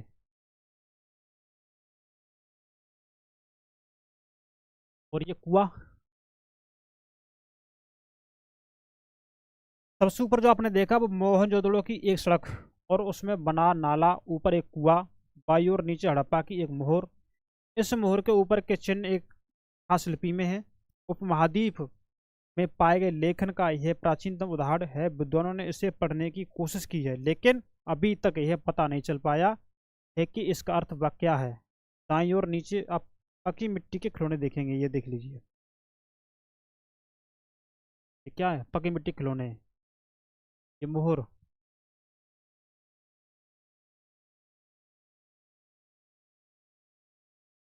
नगर और नए शिल्प, अब हम ये देखते हैं ना। देखो, आओ अब कुछ ऐसी चीजों के बारे में अध्ययन करें जो हड़प्पा के नगरों से प्राप्त हुई है। हड़प्पा के नगरों से प्राप्त हुई है। पुरातत्वविदों को जो चीजें वहां मिली हैं उनमें अधिकतर पत्थर, शंख, तांबे और कांसे, सोने और चांदी जैसी धातुओं से बनाई गई थी। जो अधिकतर चीज जो वहां से मिली है उनकी बात हो रही है। अब देखिए, तांबे और कांसे से औजार, हथियार, गहने और बर्तन बनाए जाते थे। सोने और चांदी से गहने और बर्तन बनाए जाते थे। देख लीजिए, सोने और चांदी से उस समय में गहने और बर्तन भी बन जाते थे। लीजिए आप लोग, यहाँ मिली सबसे आकर्षक वस्तुओं में मनके, बाट और फलक हैं। जो आकर्षक जो वस्तु उनकी बात हो रही है। आप ये बाट देखेंगे, ये बाट है जो किसी सामान को तोलने का काम करते थे उस समय। ये पत्थर के बाट देखेंगे आप तो कितने ध्यान से और उपयुक्त तरीके से इन बाटों को बनाया गया है। इन्हें चट पत्थर से बनाया गया है। किससे? चट पत्थर से। इन्हें शायद बहुमूल्य पत्थर और धातुओं को तोलने के लिए बनाया गया होगा। आप मध्य में देखेंगे, बाएं तो बाएं की ओर मनके हैं। ये मनके इनमें से कई कार्निलियन पत्थरों से बनाए गए थे। पत्थरों को काट और तराश कर मनके बनाए गए थे। इनके बीज छेद किए गए थे ताकि धागा डालकर उनकी माला बनाई जाए। मध्य में आप देखेंगे दाएं पत्थर के धारदार फलक, नीचे दाएं आप देखेंगे कि कढ़ाईदार वस्त्र। एक महत्वपूर्ण व्यक्ति की पत्थर से बनी गई मूर्ति है जो मोहनजोदड़ो से मिली है। इसमें उसे कढ़ाईदार वस्त्र पहने दिखाया गया। देख लिए, उस समय के उन लोगों में यह प्रथा थी कि कढ़ाईदार वस्त्र बनाने की उनको जानकारी थी, तभी तो इनका चित्रांकन किया गया है। और उस समय के लोग मूर्तियां बनाना भी जानते थे, तभी तो उनकी मूर्ति बना दी है। अब देख लीजिए, और इनका शरीर देखिए आप, ये लग रहा है कि उस समय ये थोड़ा अपने व्यायाम पर ध्यान देते थे। तो इन चीज़ों को देख कर के ही तो अनुमान किया गया है कि उस समय की व्यवस्था कैसी रही होगी, उस समय का कल्चर कैसा रहा होगा, उस समय की मानसिक स्थिति क्या रहेगी होगी, उस समय के लोग कैस क्या सोचते होंगे, वही तो बताया गया इसमें।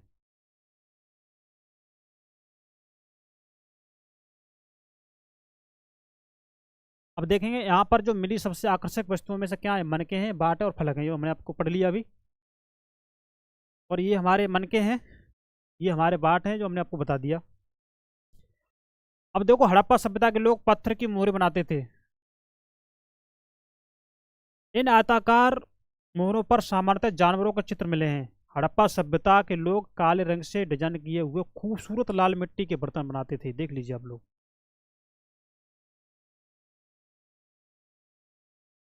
अध्याय 3 में तुमने जिन गांव के बारे में पढ़ा, क्या वह भी धातु का उपयोग होता था? क्या करते थे? संभवतः 7,000 साल पहले मेहरगढ़ में कपास की खेती होती थी। कितने साल पहले? 7,000 साल पहले। कहाँ? मेहरगढ़ में। किसकी खेती? कपास की। मोहनजोदड़ो से कपड़े के टुकड़ों के अवशेष चांदी की एक फूलदान के ढक्कन तथा कुछ अन्य तांबे की वस्तुओं से चिपके हुए मिले हैं। देख लीजिए, जो मोहनजोदड़ो में जो कपड़े के जो अवशेष हैं, टुकड़े के अवशेष हैं, और चांदी की एक फूलदान ढक्कन से चिपके हुए मिले हैं। तो इससे पता चलता है उस समय कपड़े का उन्हें ज्ञान हो गया होगा, धातु का उन्हें ज्ञान था। ये पढ़ के ही तो हम अनुमान कर पा रहे हैं।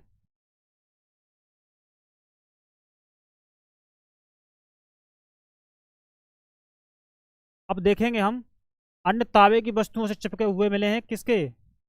कपड़े के टुकड़े। पकी मिट्टी तथा फैंस से बनी तकलियां सूत कताई का संकेत देती हैं। ये फैंस तकलियां हम आपको बता देंगे, है ना, समय के साथ जो ज्ञान मिले वो सही होता है, लेकिन अभी जो जो जाननी चाहिए चीज़ हम आपको आगे बता देंगे, अभी थोड़ी देर पहले, थोड़ी देर बाद। इनमें से अधिकांश वस्तुओं का निर्माण विशेषज्ञों ने किया था। देख लीजिए, विशेषज्ञ उसे कहते हैं जो किसी खास चीज को बनाने के लिए खास प्रशिक्षण लेता है। देखिए, विशेषज्ञ ने किया था और एनसीईआरटी ने विशेषज्ञ के बारे में भी बता दिया साथ साथ में। आपको एनसीईआरटी हर चीज तो बता रही है। पत्थर तराशना, मनके चमकाना या फिर मोहरों पर पच्चीकारी करना आदि। आपने ये इस पर चित्र देखेंगे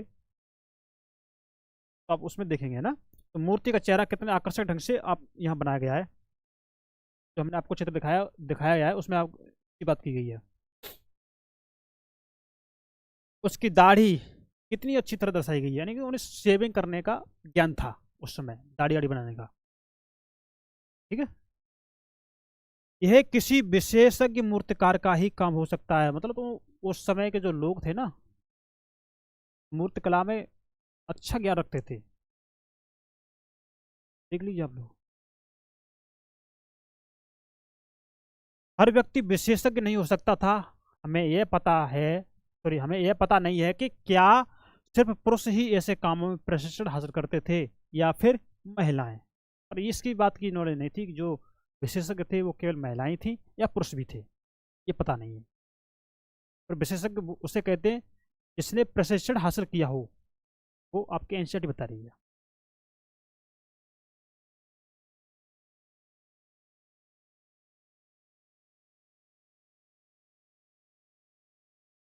शायद कुछ महिलाएं और पुरुष दोनों ही इस काम में दक्ष थे। शायद करके लग गया ना, शायद कुछ महिलाएं और पुरुष दोनों इस काम में दक्ष थे, विशेषज्ञ में। इसलिए तो कह रहे हैं एनसीईआरटी आप ढंग से पढ़िए, एक बार पढ़ लीजिए, ध्यान से पढ़ लीजिए, थोड़ा रुक कर ठहराव के साथ पढ़िए हमारे साथ। हड़बड़ाहट में काम बिगड़ जाते हैं। इतना तेज मत भागिए कि आप मुंह की भर गिर जाओ। चलिए, सही चलिए, रफ्तार हो सही है लेकिन ज़्यादा तेज ना हो।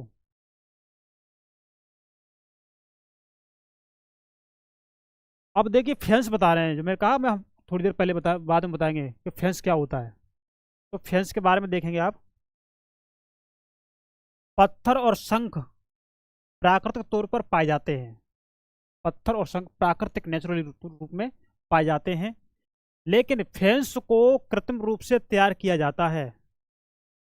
फेंस है ना, फेंस, इसको फेंस को कृत्रिम रूप से यानी कि मनुष्य के द्वारा ये तैयार किया जाता है।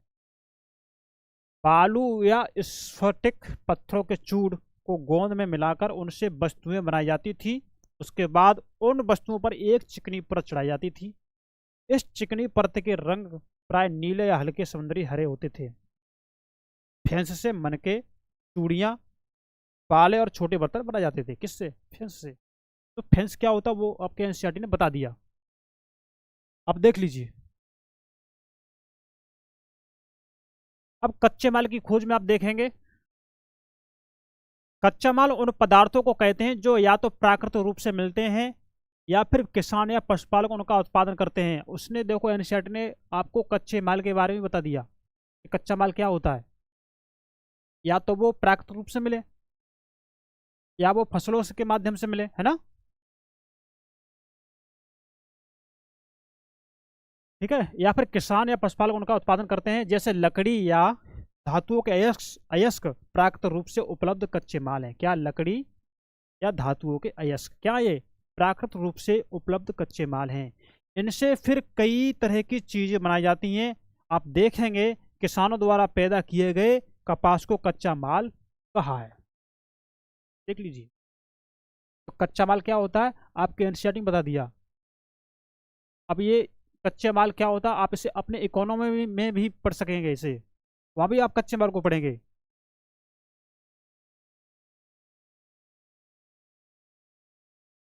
आप देखेंगे जिस जिससे बाद में कताई बुनाई करके कपड़ा तैयार किया जाता है। हड़प्पा में लोगों को कई चीजें वहीं मिलती थीं, लेकिन तांबा, लोहा, सोना, चांदी और बहुमूल्य पत्थरों जैसे पदार्थों का वे दूर दूर से आयात करते थे। किस किस का? तांबे का, लोहे का, सोने का, चांदी का, और जो बहुमूल्य पत्थर थे उनका वो दूर दूर से आयात करते थे। जो चीज वहां मिलती है वो ठीक है, लेकिन जो चीज नहीं मिलती वो क्या करते हैं, बाहर से आयात करते हैं दूर दूर से। जो हमारे देश में होता है वो ठीक है, जो नहीं होता वो हम भी अब विदेशों से आयात करते हैं। तो कहीं ना कहीं आप हमारे इतिहास, आपको आपके एनसीईआरटी आपको कुछ ना कुछ इकोनॉमिक टर्म तो बता रही है। तो आप जब एक चीज को अच्छे से पढ़ते हैं ना, तो दूसरी चीज अपने आप समझ में आने लगती है। इसीलिए ठहराव के साथ हमारे साथ जुड़ करके जो नंदनी आईएएस आप लोगों के लिए जो कर रही है उसमें साथ दे करके आप एनसीईआरटी पढ़ लीजिए। प्लीज एक बार पढ़ लीजिए हमारे साथ, आप दूसरों से अच्छा पाएंगे। आप ये ना समझिए कि हमारे पास समय नहीं है। अरे तो हम भी तो 25 मई 2025 की जो आईएएस की परीक्षा होने वाली उसके लिए तो कर रहे हैं हम। तो हमने तो भी कुछ ना कुछ, हमारे संस्थान ने कुछ ना कुछ तो सोचा होगा, तो उसी का आधार पर ही तो हम कर रहे हैं। तो आप कर ले जाइए, है ना, अच्छा करेंगे। उम्मीद रखिए, विश्वास रखिए, आप अच्छा करेंगे। विश्वास जिसका अच्छा होता है ना, वही सफल अच्छा होता है, उसी की मंजिल अच्छी होती है।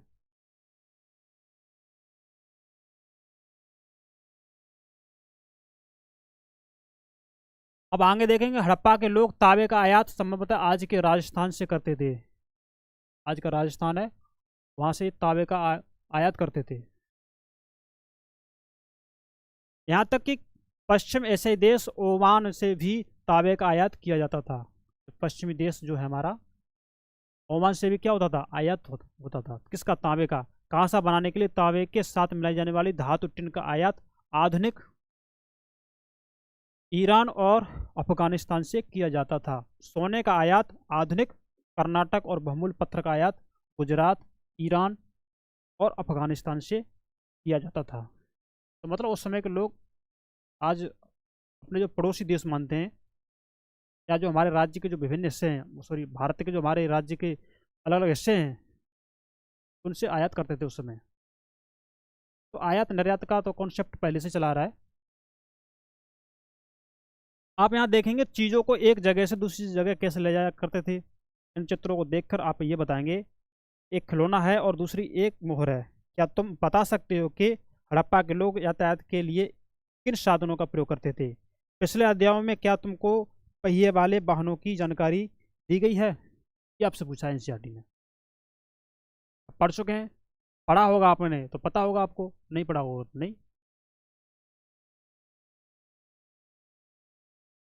तो ये एक चित्र दिखाया गया है आयात करने का या निर्यात करने का। तो गाड़ी दिखाई गई आपको, ये खिलौना है ये, और एक मोहर का चित्र है ये। नगरों में रहने वाले के लिए भोजन, है ना, तो लोग नगरों के अलावा गांव में भी रहते थे। वे अनाज उगाते थे और जानवर पालते थे। किसान और चरवाहे ही शहरों में रहने वाले शासकों, लेखकों और दस्तकारों को खाने के सामान देते थे। नहीं, आज गांव से जो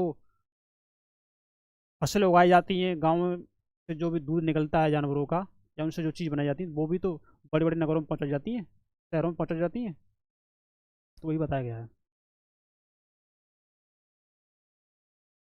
पौधों के अवशेषों से पता चलता है कि हड़प्पा के लोग गेहूं, जौ, दालें, मटर, धान, तिल और सरसों उगाते थे। देख लीजिए आप लोग। जमीन की जुताई के लिए हल का प्रयोग एक नई बात थी।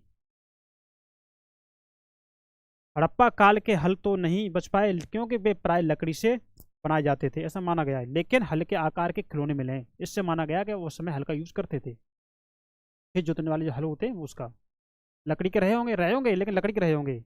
अगर हल नहीं होते तो ये हल के खिलौने मिलते क्यों? भाई इसी से तो हमारे जो पुरातत्वविद हैं, इसी से तो हमारे इतिहासकार जो हैं अनुमान इसी से तो लगा रहे हैं।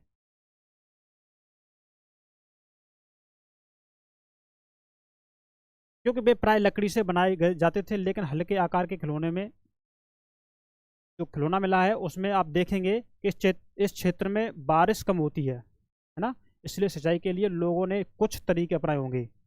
संभवतः पानी का संचय किया जाता होगा और जरूरत पड़ने पर उससे फसलों की सिंचाई की जाती होगी। आप देखो, हड़प्पा के लोग गाय, भैंस, भेड़ और बकरियां पालते थे। भाई जब खेती कर रहे हैं तो जानवर तो पालेंगे ही। देखिए, बस्तियों के आसपास तालाब और चरागाह होते थे, लेकिन सूखे महीनों में मवेशियों के झुंडों को चारा पानी की तलाश में दूर दूर तक जाना पड़ता था। देख लीजिए आप लोग, ये जो चित्र है ना हमारा, ये हल का चित्र है। हल खेत जोतने वाला, देख सकते हैं कैसा था। खिलौना मिला है तो इसी से अंदाजा लगा सकते हैं हल की आकृति कैसी थी।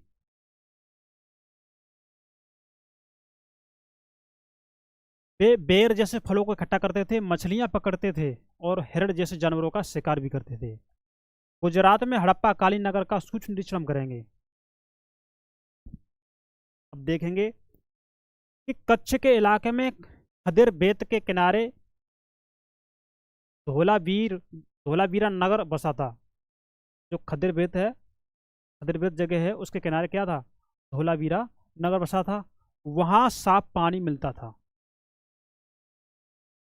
जमीन उपजाऊ थी। जहाँ हड़प्पा सभ्यता के कई नगर दो भागों में विभक्त थे। देख लीजिए आप लोग, वहीं धोलावीरा नगर को तीन भागों में बांटा गया है। यहाँ से क्वेश्चन आ सकता है कि धोलावीरा नगर को कितने भागों में बांटा गया है? आप बता देंगे तीन भागों में। किसको? धोलावीरा को। इसके हर हिस्से के चारों ओर पत्थर की ऊंची ऊंची दीवार बनाई गई। इसके अंदर जाने के लिए बड़े बड़े प्रवेश द्वार थे। इस नगर में एक खुला मैदान भी था जहां सार्वजनिक कार्यक्रम आयोजित किए जाते थे। देख लीजिए, तो ये एक मैदान था नगर में, तो वहाँ क्या था? वहाँ पर सार्वजनिक आयोजन। आज भी हम कोई जगह खाली छोड़ देते तो वहाँ क्या होता है? सार्वजनिक आयोजन। तो चीज़ें वर्तमान से थोड़ी लिंक कर लेते हैं ना। अब देखेंगे कुछ अवशेषों में हड़प्पा लिपि के बड़े बड़े अक्षरों को पत्थरों में खुदा पाया गया है। इन अभिलेखों को संभवतः लकड़ी में जुड़ा गया था। यह एक अनोखा अवशेष है क्योंकि आमतौर पर हड़प्पा के लेख मोहर जैसी छोटी वस्तुओं पर पाए जाते हैं। अब देख लीजिए, गुजरात की खंबात की खाड़ी में मिलने वाली साबरमती की एक उपनदी के किनारे बसा लोथल नगर ऐसे स्थान पर बसा था जहाँ कीमती पत्थर जैसा कच्चा माल आसानी से मिल जाता था। यह पत्थरों, शंखों और धातुओं से बनाई गई चीजों का एक महत्वपूर्ण केंद्र था। इस नगर में एक भंडार गृह भी था। इस भंडार गृह से कई मोहरे और मुद्रांकन या मोहरबंदी मिले हैं। अब गीली मिट्टी पर दबाने पर जो उनकी छाप मिलती है उसको मोहरबंदी कहा गया है। यहाँ पे देख लीजिए, लोथल का बंदरगाह, यह बड़ा तालाब लोथल का जो बंदरगाह रहा होगा जहाँ समुद्र के रास्ते आने वाली नावें रुकती थी, है ना। लोथल के बंदरगाह की बात हो रही है। संभवतः यहाँ पर माल चढ़ाया या उतारा जाता होगा। तो बंदरगाह पर माल को चढ़ाने उतारने का काम होता। देख लीजिए, लोथल का बंदरगाह।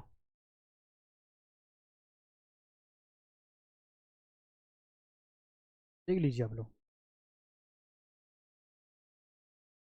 इस क्या होता है? माल को चढ़ाने उतारने का काम। नाव आती होगी, रोकती होगी, माल को उतारती होगी, चढ़ाती होगी और एक स्थान से दूसरे स्थान पर लेके जाती होगी। तो कहने का मतलब यह है कि आयात निर्यात का कॉन्सेप्ट उस समय था। जैसे हम अपने इकोनॉमी ढंग से पढ़ते हैं तो हमारी इतिहास आपको इकोनॉमी भी बता रही है।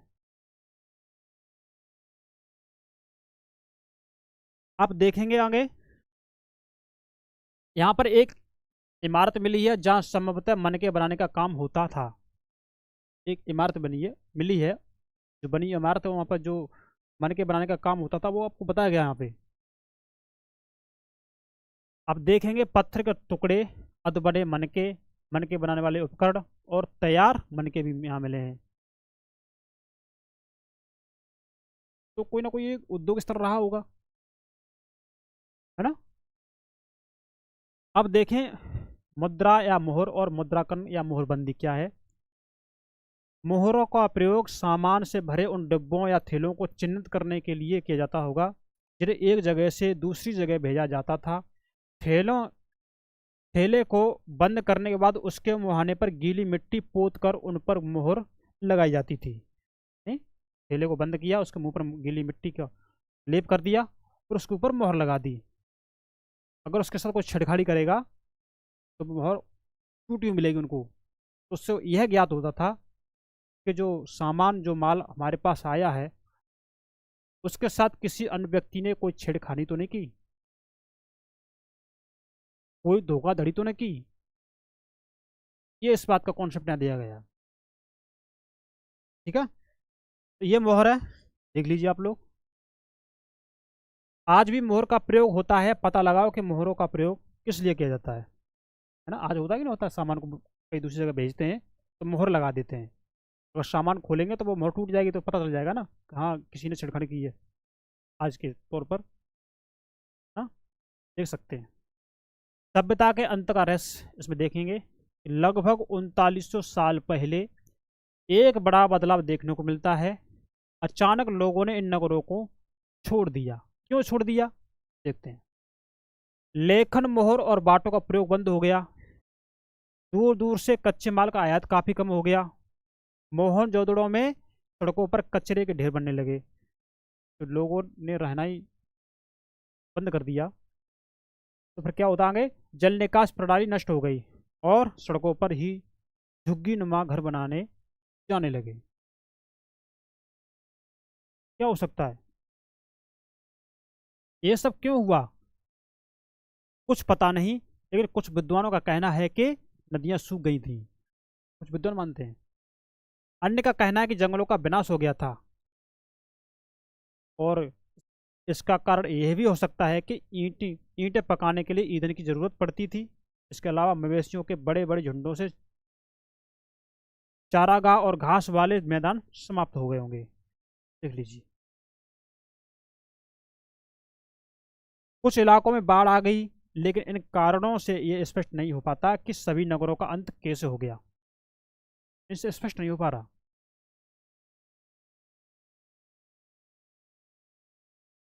हाँ? क्योंकि बाढ़ और नदियों के सूखने का अक्सर कुछ ही इलाकों में हुआ होगा, सब जगह तो हुआ नहीं होगा। ऐसा लगता है कि शासकों का नियंत्रण समाप्त हो गया।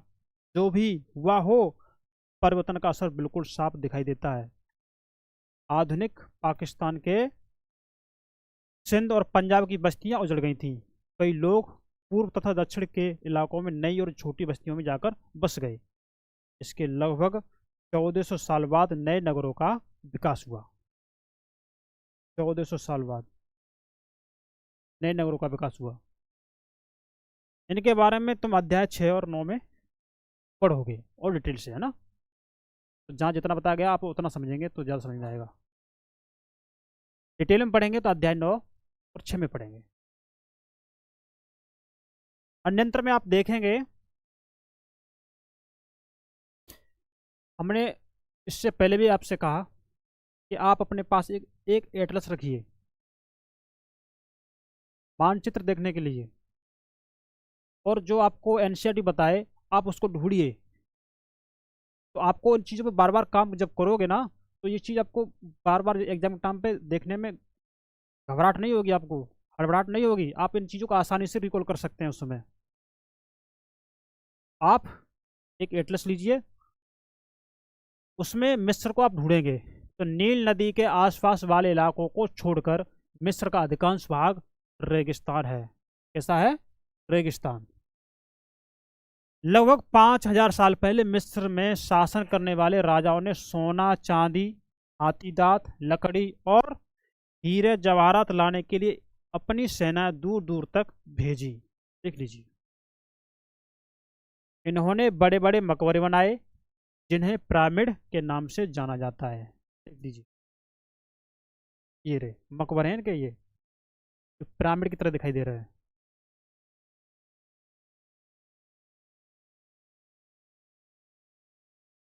ठीक है।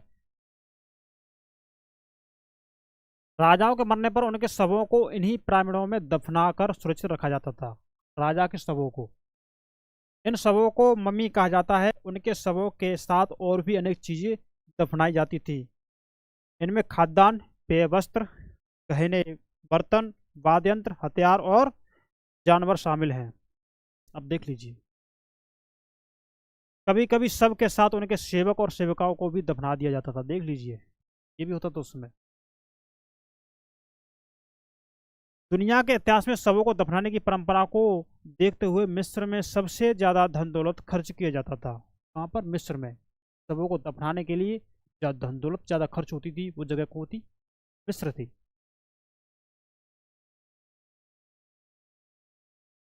क्या तुम्हें लगता है कि मरने के बाद इन राजाओं को इन चीजों की जरूरत पड़ती होगी? क्या पड़ती होगी? आप अपने स्तर पर सोचिए, तो बताइए। कमेंट बॉक्स में कमेंट करेंगे तो आप ज़्यादा एक्टिव रहेंगे, है ना। और मैंने पहले भी कहा कि आप लोग बीच बीच में पानी पीते रहेंगे, और जो आपको जो चीज़ इम्पोर्टेंट लगे उसे आप लिखते रहेंगे। और आपको जो एक बार किताब पढ़ने का मौका मिल रहा है ना, एनसीईआरटी की 6 क्लास की, आप पढ़ डालिए। आप साथ साथ में पढ़ लेंगे आप इसे। आप इसमें एक एक शब्द को पढ़ रहे हैं, बहुत बारीकी गहराई से पढ़ रहे हैं आप लोग। जैसे जैसे परीक्षा का समय आता जाएगा आपको चीज़ें थोड़ा वैसी लगेंगी, ऑप्टिकल। ये लगेगा कि अरे अब मैं क्या करूँ, ये हो गया, वो रह गया, ये कर लिया, वो कर लिया। तो आपको फिर ये चीज़ आपको महसूस ना हो कि हमने ये नहीं पढ़ पाया, या हमने एनसीईआरटी नहीं पढ़ पाई, या हमने प्रैक्टिस नहीं कर पाई। उसके लिए तो आपके संस्था नंदनी आई, इसने आप लोगों के लिए ये रखा है। आप हमारे साथ रह करके कुछ ही दिनों में एनसीईआरटी खत्म कर लेंगे, प्रैक्टिस करेंगे।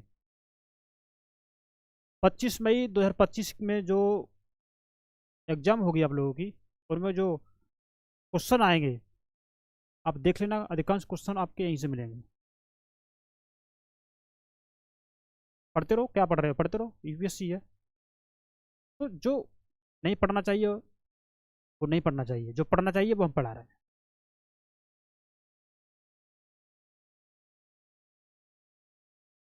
कल्पना ये आप करेंगे, है ना। और उपयोग शब्द आपने देख ही लिए, पढ़ाई दी हमने आपको। नगर क्या होता है, नगर दुर्ग क्या होता है, शासक क्या होता है, लिपिक क्या होता है, मोहर, शिल्पकार, धातु विशेषज्ञ और कच्चा माल, हल और सिंचाई, ये हमने आपको सब पढ़ा दिया है ना। अब कुछ महत्वपूर्ण तिथियां देखेंगे आप कि मेहरगढ़ में कपास की खेती कब से? लगभग 7,000 साल पहले से। नगरों का आरंभ कब से? लगभग 4700 साल पहले से, है ना। हड़प्पा के नगरों के अंत की शुरुआत कब से? लगभग 3900 साल पहले से। देख लीजिए, अन्य नगरों का विकास लगभग 2500 साल पहले से। देख लीजिए आप लोग।